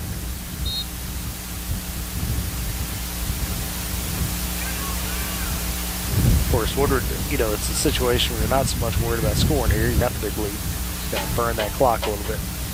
They're not even looking to get this lined up to at least 10 on the play clock. Carter in the gun, empty set. 2 receivers left, 1 right, short side. It's Tally. They put him in motion. They give it to him on the jet sweep. He'll cut it upfield. Breaking through a couple tackles. Gets a nice chunk back as he gets across the 30 to the 33-yard line. So a 10-yard gain for Tyler. The problem is still going to be 4th and about 13 for the Boomers. And now Rich Creek going to take a timeout. It's Coach Spangler. 7:59 left in the ball game. As Woodward leads 34-7. Been a great effort from the Boomers tonight, I should say. And don't forget, we will have Friday Night Quick Scores tomorrow. We'll have a couple of those Oklahoma games that are still going down. And then got a few of those in the air. Probably the big one that we've got circled, I would say, is Laverne and Oklahoma Bible Academy. That's a big district contest. B1 one, if you will. As Oklahoma Bible Academy lost to Sealing earlier in the season, they've ripped off 5 straight wins after that, led by young Kel Kayot, head coach Chris Kayot, his son, and quarterback. And then another father-quarterback duo on the Laverne side, Matt Cox, Coach Matt Cox, and his son Keaton Cox, quarterback. Laverne had that tough non-district schedule against the likes of Steeling and South Central. They've ripped off 3 straight wins. A couple of those against some really good teams in Hollis at Pond Creek, Hunter. Should be a great matchup tomorrow. Just got some great games in Texas and Kansas as well. The highlight tomorrow night. 4th down for the Boomers. They will punt after the Bridge Creek timeout. Grass gets this one off clean. Decent carry on it. And it forces a fair catch from Latham McKnight. He fields it at the 39. And that's where Bridge Creek takes over their own 39 with 7:53 left in this ball game as Woodward leads 34-7. Now the Boomer defense got to try to make sure they don't give up the big play, because we expect Bridge Creek to try to take a couple deep shots here to try to get back into this one quick. With the pace we had in the early 3rd quarter, anything could happen. So a plethora of touchdowns. It was 13-0 at the half, and by midway of the 3rd quarter, Woodward had built their lead to 34-7. So each team traded a bunch of scores in. Suarez in the gun. He's looking to pass. He goes with a short play backside to McKnight, but flying in, almost making the tackle where the Boomers and Caleb Hutton, a host of others, eventually dragged back McKnight. Loss of 2 on the play, and for Woodward, Brody Providence just about had the big play on McKnight in the backfield, but to Brody's credit, he did a good enough job of slowing up McKnight that the rest of the Boomers could come in and finish off that tackle. Called a loss of 2. The Boomers that came in to stop that play did a great job to get him behind the line for a loss of 2. It was a great job. We've seen that game tackling all night long for the Boomers. 2nd and 12 for Bridge Creek. Suarez in the gun.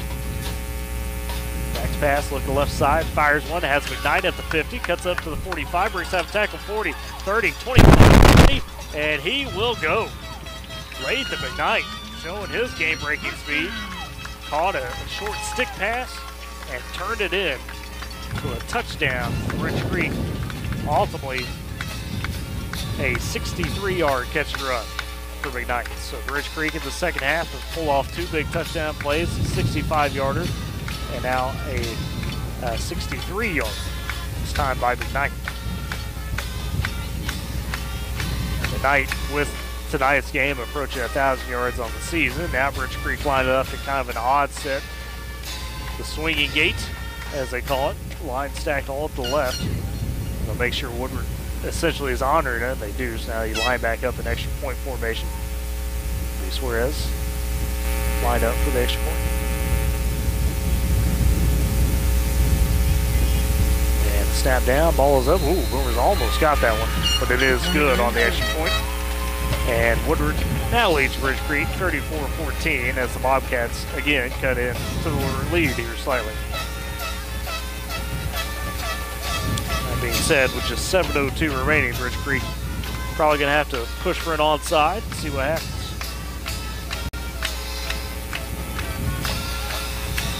Nope, and we got an extra fire plume from the fire truck. They had fireworks at the half. It's senior night for Bridge Creek, so kind of trying to send the Kyler, we just need to get you down in the end zone at Boomer Stadium with the flamethrower, buddy. Do what? Need to get you down in the end zone with the flamethrower at Boomer Stadium. That'd be interesting. Yeah. Just every touchdown, have you down there waving it. We would make a part of the Boomer TV broadcast. We got you. We got you. So Bridge Creek does have 2 timeouts. We'll see if they approach this with maybe an onside. Again, a team that this was the game that Coach Mangler and them circled that the easier part of their district play began tonight. They have already played Clinton and Elgin, and so if they were going to make a run at the postseason, they would have to start tonight, kind of similar with the Boomers, where both these teams needed to win to try to stay in the race from a district standpoint. So we expect Bridge Creek, I'm sure, to pull out all the stops to try to do what they can to close this gap. Is that for the kickoff? Looks like the Boomers kind of stacked it to be ready for a hands team situation here. And sure enough, Suarez does boot it. Doesn't even go 5 yards though. He knows he messed it up. And the Boomers just smartly going to let Bridge Creek down it, and that will give the ball back to the Boomers. Suarez tried to put a little English on it and get one of those weird wobblers that barely dribbles 10 yards, and it went 4. So Woodward able to get it where the ball was down, as it did not travel 10 yards. So Woodward takes over 1st and 10 at the Bridge Creek 44. We'll see if they have another touchdown drive in them to kind of put this in away for good. Carter in the gun. Receiver each side, everybody else in tight. Bourne in the backfield. They give it to Bourne, and Bridge Creek all over it yet again. As that time firing in there for the Bobcats. That was a great job by the Bridge Creek defense to get in there and looked like that might have been. I think that was Jacob Rochat, the outside linebacker, but continue. Yeah, he did an amazing job getting back there and getting us down before we got any more yards. Just about time to snapped almost. I mean, he was in there on the handoff. So all to be a loss of 1 for Caldwell. Of course, Woodward at this point trying to get just a couple first downs together. Lead this clock, play clock right down to 8, 6:20 left of the game. Woodward leads 34-14. Carter in the gun, receiver each side. Another handoff up the gut, this time again to Bourne. He's got a bit of a better hole. Gets across the 40 to the 39-yard line, so we'll make it third and manageable.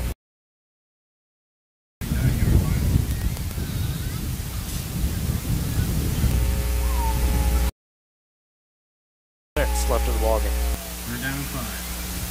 3rd and 5 here for the Boomers, a spot where if we get this first down, continue this drive, probably almost guarantee another minute and a half, 2 minutes off the clock. Should they be able to do that? It's Carter in the gun again, receiver each side. Running back beside him is Bourne on his left. And Carter going with quarterback power off that left side, breaks the tackle, gets upfield, is going to have the first down. It's going to be close. He's right at the stick. Looks like they maybe marked him a yard short, and one official has him back at the 35. And it is indeed 4th and about 1 for the Boomers. Yeah, again, just a nice job by Cash Carter to get in there and push forward for a few more yards. That's been the big story, Kyler. He's just been putting on the gas tonight instead of throwing it. He's been getting on the running game a little bit, but sometimes he tries to trick him and make him think he's throwing it, and then he gets off. And 4th and 1, snap low. Carter able to pick it up, try to throw it to the sideline to Luke Talley, and that's incomplete. And the Boomers, unfortunately, going to turn over on downs on the 4th and 1. Carter was in the gun and tried to go with that quick pass, but the low snap forced a bit of a misfire. So they turned it over on downs to the Boomers, but there's only 4:43 left in the ball game. As Woodward beats 34-14 snap. If you just play, keep Bridge Creek out of the end zone here, you've let up 2 big 60-yard touchdowns. That's been kind of the only negative part of the second half for the Boomers. Otherwise, for the most part, all games, it's been very clean execution. We've had 2 interceptions as well on the Bobcats. That's a Shattuck Suarez at quarterback now. Got 2 receivers left, trips to his right, empty set, and now a timeout taken by the Boomers. Coach Neighbor crew seeing that get lined up and said, okay, let's talk about it, boys. We know this Bridge Creek team is not afraid to try to air it out when they're in these situations.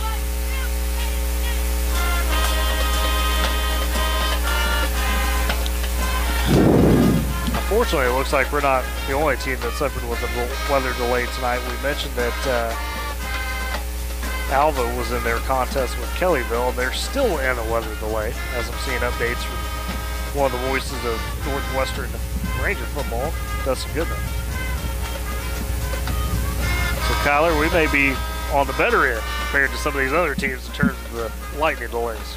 Yeah, for sure. I mean, we got definitely lucky for it only being 45 minutes. Those coaches up there in the booth were telling us that some of the refs like to stay here, and they've been here till 3 a.m. in the morning playing because they don't want to have to start exact same time because it's normally on a Friday. Yeah, well, and it's a district game, so you gotta get in the books. And that Alva Kellyville game in the 3rd quarter looks like delayed right now.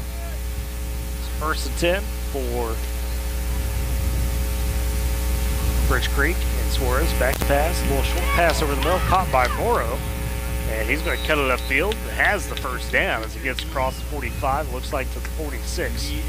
So the quarterback Morrow is now taking a handoff, and he's also received or caught a pass. He's thrown, he's ran, and he's caught, and he's punted. A true Renaissance man, doing it all. He's done it all tonight, man. That's old school right there. Yeah, it is. Throwing, running, catching, kicking. 1st and 10. Suarez again looking for the short pass, and that one incomplete. As it's to the right side, trying to be tended for Jake Gherkin. Just couldn't reach down and scoop it up. Had some pressure on, forces a 2nd and 10 for Bridge Creek with 4:08 remaining in the game. Brewers lead 34-14. At this point, it's just trying to make sure you string this drive out enough for Bridge Creek that pretty much burn all their time. They made the quarterback switch. Moreau's now lined up for running back, then at receiver, and they put in Shaq Swartz, the junior, to be the throwing man. He's back to pass yet again, under some pressure though. Retreating the backfield, Oyas Rode trying to chase him down, and Suarez just has to throw it away. Oscar Rowland also there as well, applying that pressure. That was just a 3-man rush by the Boomers and nearly got home. It's 3rd and 10 for Bridge Creek. There's definitely some good defense by our Woodward Boomers. We haven't had to see the pass rush a lot tonight because Bridge Creek hasn't passed it a whole ton until the second half. And when they have, it's been short. It's good to see that 3-man pressure. 4:01 remaining in the game. Boomers lead 34-14. Bridge Creek now with a 3rd and 10 from their own 47. Suarez in the gun, 2 receivers each side. He rolls to the right, has a bit of a block, floats one out towards the sideline, and it's incomplete. Gherkin was just past the stick and the pass a little too far as it goes past the Boomer sideline. 4th and 10 for the Bobcats. Woodward can get one more stop. Could all but put this game in the book. We got just 3:56 remaining. Again, Woodward, with this win, will be able to kind of keep themselves alive in the playoff race. 4A District 1, you've got 2 big opponents ahead, Weatherford and Elk City to close the season. And Morrow in the, Suarez in the gun. 2 receivers each side yet again. Gets the pass, has a little bit of time, goes in the flat to Morrow, just trying to get the first down, and the Boomers, it's going to be close, a big hit at the end. Did they prevent him from getting the first? It's going to be right on the stick. Morrow stretched out for it, and Austin Rowland will also get up. He was pursuing him. Mason Arnold got in there, and it is just short, they said. Turnover on downs. Boomers standing tall one more time. That definitely had to be a hard call, because me looking at that, man, that was... So you're right down the line almost. Yeah, that was definitely close there, man. I don't know, man. They didn't even measure, so it must have been noticeably short. Yeah. Good stand, though, again by the Boomer defense. Now Cash Carter leads the offense out with 3:30 remaining. They'll go running clock here. Looks like just trying to get this game over with. The handoff up the gut to Colin Bourne. Finds a decent hole, a sliver to get himself forward for a 4-yard gain. And now a timeout taken by Coach Spangler. Bridge Creek, they're down to 1. Can't blame them. Again, desperation. This is pretty much their season on the line in terms of a playoff race. Both these teams came into this needing a win. They wanted to stay alive. Checking up on some of those other 4A District 1 games. We mentioned Weatherford got the big win over Elk City, so that kind of put them in sole possession at 3rd place for now. And how about this? Cash in a tie ball game we're seeing with Clinton. 35-all down the stretch in the 4th quarter on the last update. Oh, wow. Defeated Douglas 56-0. So big results potentially on the way here. If Cash pulls off that upset, that puts them squarely in a real fight for that 4th spot.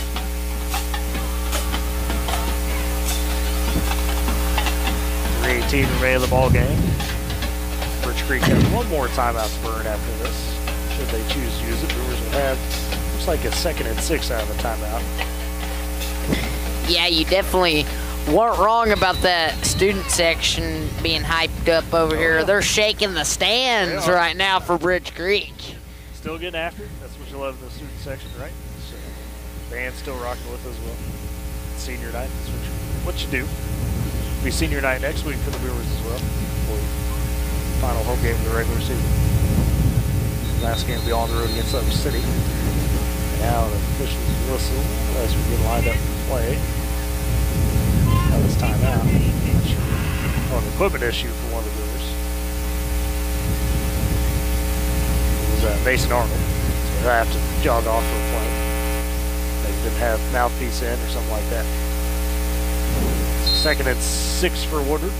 Carter in the gun, a receiver left, 2 receivers in tight to the right. Hand off up the gut again to Colin Moore, and he makes a couple cuts, gets the first down. Sees it cross the 45 into Bridge Creek territory at the 43. A sharp run from Colin Moore. A great push by Colin Bourne to get up there. And did he get the first down? He just got the first down, a couple yards, yep.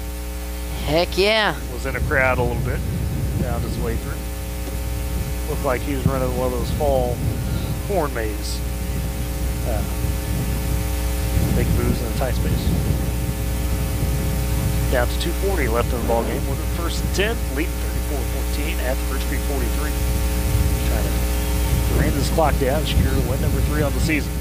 Carter up the gut on the QB keeper as he gets to the 40-yard line. Call the gain of 3. Second and 7. Carter again trying to sliver through a hole and get a few yards again. He's been a heck of a runner tonight, as we've said. Yeah, done it all with his legs, with his arms, and unfortunately for Billy, looks like Corbin Spark a little slow to get off the field. He does get up under his own power and will jog off the sideline. He got banged up just a touch there, so come off for a play. No assistance needed. Now they wind the clock again. So looks like Bridge Creek getting in some of those seniors right now, knowing this game's pretty much done with. Some Bridge Creek fans and players getting hyped for it. 2 minutes left in the ball game. Woodward leads 34-14. They've got a 2nd and 6. Carter takes it, quarterback keeper to the left side, and so fight towards the first down. He gets one out of bounds right on the stick, just about, maybe a little short. Looks like he might be a yard short. This will be close to the first down. This will be inches if it is not a first. It looks like that's going to be the call. It is 3rd inches for the Boomers. 54 left in the ball game. We're starting to get that cold wind come in a little bit.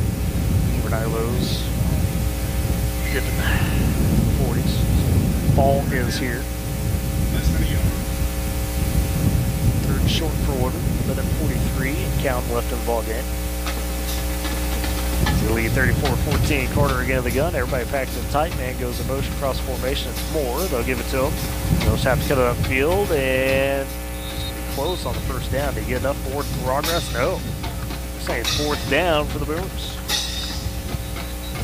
Down to the 20, and now we got an injury timeout for the Bulldogs, or excuse me, the Bobcats stays down. And he does pop back up without any trainer assistance. That'd be Caden Halter, who's made a couple plays tonight, one of the seniors defensive end. So get him to the sideline and jog on another Bobcat. Working with a 4th and 1, I imagine I'll probably just say, hey, we get this yard here, the ball game's over with. It will be Cash Carter leading the offense out.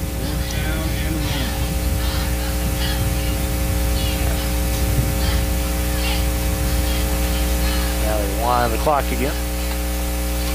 Wind back to play. Carter in the gun. Play clock down to 7. Looking for a short pass in the flat, and Jake Graff missed it. Pass was a little behind him. They're just trying to go with the short pass, get the first, and did not get it. So a turnover on downs to the Boomer offense. That being said, did your job on that possession. Drain the clock down to minute 9. So Bridge Creek with just a timeout left, trailing by 3 touchdowns. They're going to need almost a miracle to pull this one off. Even though we didn't convert that, it's just been a wonderful night for our Woodward Boomers as they have been working as a team and just pushing themselves to get this win tonight on the road. A very good effort from Woodward. Big road win. A game you lost 36-23 last year. You're avenging that tonight. Bridge Creek in the gun with Suarez. Will hand off to Morrow up the gut. He's showing some speed. The quarterback, now playing running back, has the first down. As he skates across the 45 up to the 48-yard line to call a gain of 16. Excuse me, a gain of 15 more. It's first and 10 for Bridge Creek. Down to 55 seconds left in the ball game. Suarez in the gun, 2 receivers each side. One on the backfield again. This time Suarez keeps it himself, and still getting across the drifting into Boomer territory where he's taken down about the 44-yard line, so call it a gain of 8. Makes it 2nd and 2. Game clock down to 35 seconds. Woodward leads 34-14. Rich Creek on their last drive of the ball game. Suarez back to pass, just going to take a deep shot down the middle, and that one knocked away by Colt Moore. Ooh. Comes up at the end with a little cramp there. His teammate immediately stretches them out. Broke up that pass, almost intercepted. Pass carried a little too far. 24 ticks remain as the Birch Creek side starting to clear out a little bit. So they'll greet their seniors after this game. Now they're tending to more. Stretch out that way. There's a cramp. Immediately felt it coming on. Immediately got assistance from his teammate. So Woodward's going to improve to 3-5 on the season after these 24 seconds come off the clock. Birch Creek will fall to 1-7, and more importantly for Woodward, they will improve to 2-3 in district play. And with tonight's results, Cash does finish that win off against Clinton. Kind of put things in a tough spot for Woodward to try to make the top 4, but that being said, they can win out. That's their path. Be able to potentially knock off Weatherford and then Elk City as well. So now the injury timeout. Birch Creek has it on a 3rd and 2. Suarez in the gun, puts man in motion as McKnight across the formation. Puts the hand off to Moro. And the Boomers trip Bates on him. And the host of the Boomers push him back. Levi Harris, fairly short in there as well. Now it'll be 4th down upcoming from Rich Creek, and they will burn the final timeout with 18 seconds. Man, that wind's coming in pretty cold, man. It's picking up a little bit, yeah. That temperature started to drop a touch. We are, the delay did hurt us a little bit of time, about an hour behind, so we get back a little later tonight, but not too terribly bad. And Clinton Cash has gone to overtime, it looks like. Oh my goodness, tied at 35. Incredible. At least according to the latest update. I thought you said that Cash came off with that one. No, I said they were trying to pull off the upset. 35 all overtime, Clinton Cash. Clinton is undefeated in district play. Cash, if they win it, will be their 3rd straight win in district play. Beat Woodward, beat Birch Creek. Back-to-back weeks. Suarez on the gun. 4th and 4 from Birch Creek. 18 seconds remains. Woodward leads 34-14. Suarez throws to the flat tomorrow. He's got the 1st down. The Boomers trying to keep him in bounds. I don't know if he got the 1st. It's going to be right on it. Surely you're not going to measure here, but it is inches. Is this a turnover on down, or is this a 1st? 4th down and less than a yard. And now they are going to have to look at it with 10 seconds remaining. And they're going to say, turnover on downs. So the Boomers get the stop. One more time. Been that type of night for the Woodward defense. Again, a great stop by the Woodward defense. They have been doing phenomenal tonight. Well, it's just all those small details. That was easily a play that you give up the 1st down because the ball game's over. Nope. Boomer defense said, no, we're getting one more stop. I mean, Morrow came up inches short. They're like, we're not putting our heads down. Let's go. We're finishing the game out strong. Let's go. Now Boomers line it up in victory formation here with 10 seconds left. One knee down's going to do it. And there it is. And Woodward has officially secured their 3rd win of the season. They improved to 3-5 overall, 2-3 in district play, and more importantly, stay alive in the race to try to make the playoffs in 4A District 1. They win it 34-14. We'll step aside for break and come back with your post-game wrap-up. Boomer Football on T92 and Boomer TV. Every family has a story filled with chapters of love, laughter, and dreams for the future. But what if one day you're not there to help write the next chapter?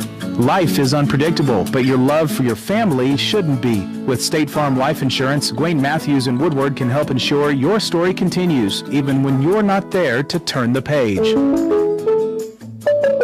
Protect the chapters yet to come.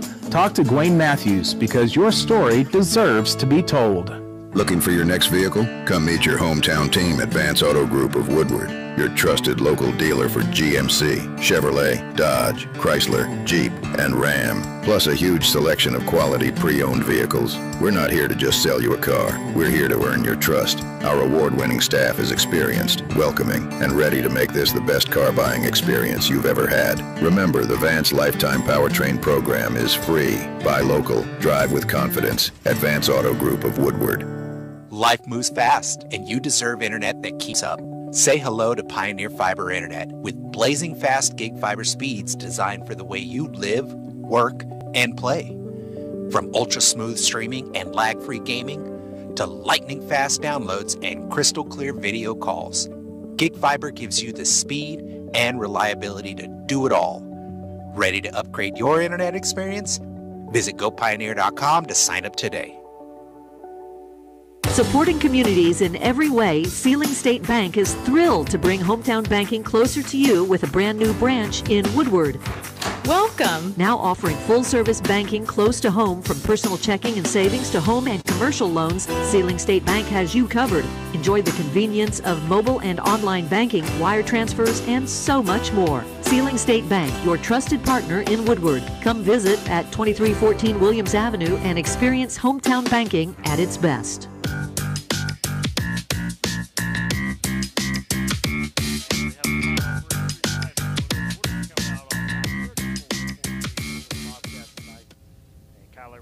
Down the big performances tonight. That first half, it was Cash Carter, Luke Talley connected a couple times for some big scores.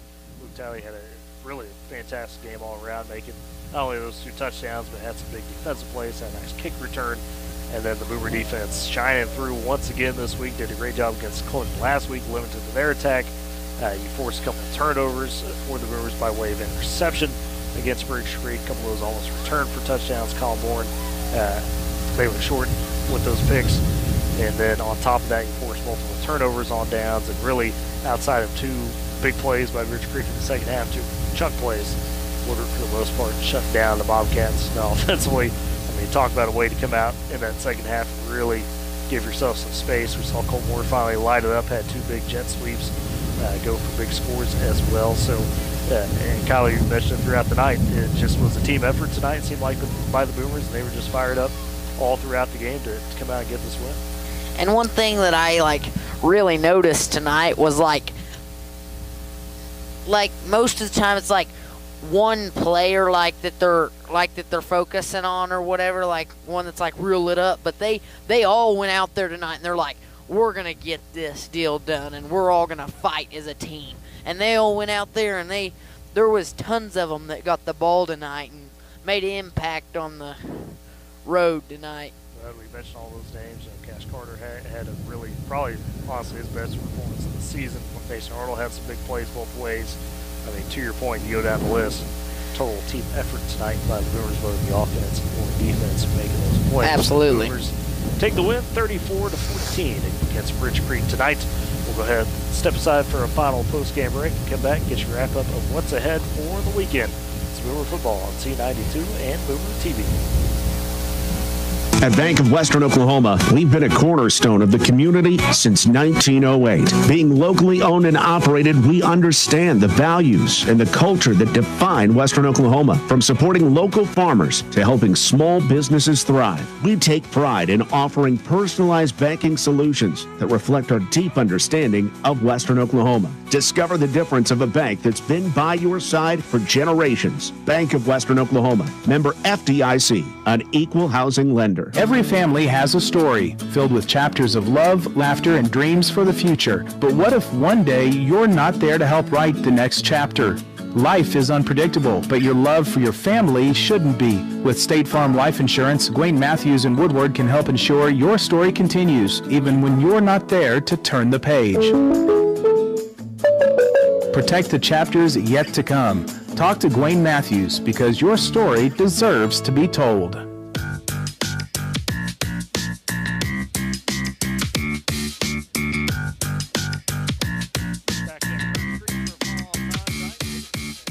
Bobcats 34-14 your semifinal tonight and look at what's ahead.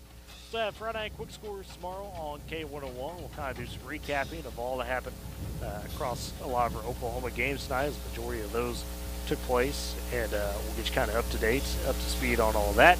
We'll go over the handful of Oklahoma games left for tomorrow and track them down the stretch, and then have a nearly full slate of Texas games as well as Kansas games. Big contest going on in the Tri-State for tomorrow night, and also big focus will be on Northwestern homecoming. We'll have the Miss Cinderella pageant results, 73rd Miss Cinderella pageant, 16 contestants there.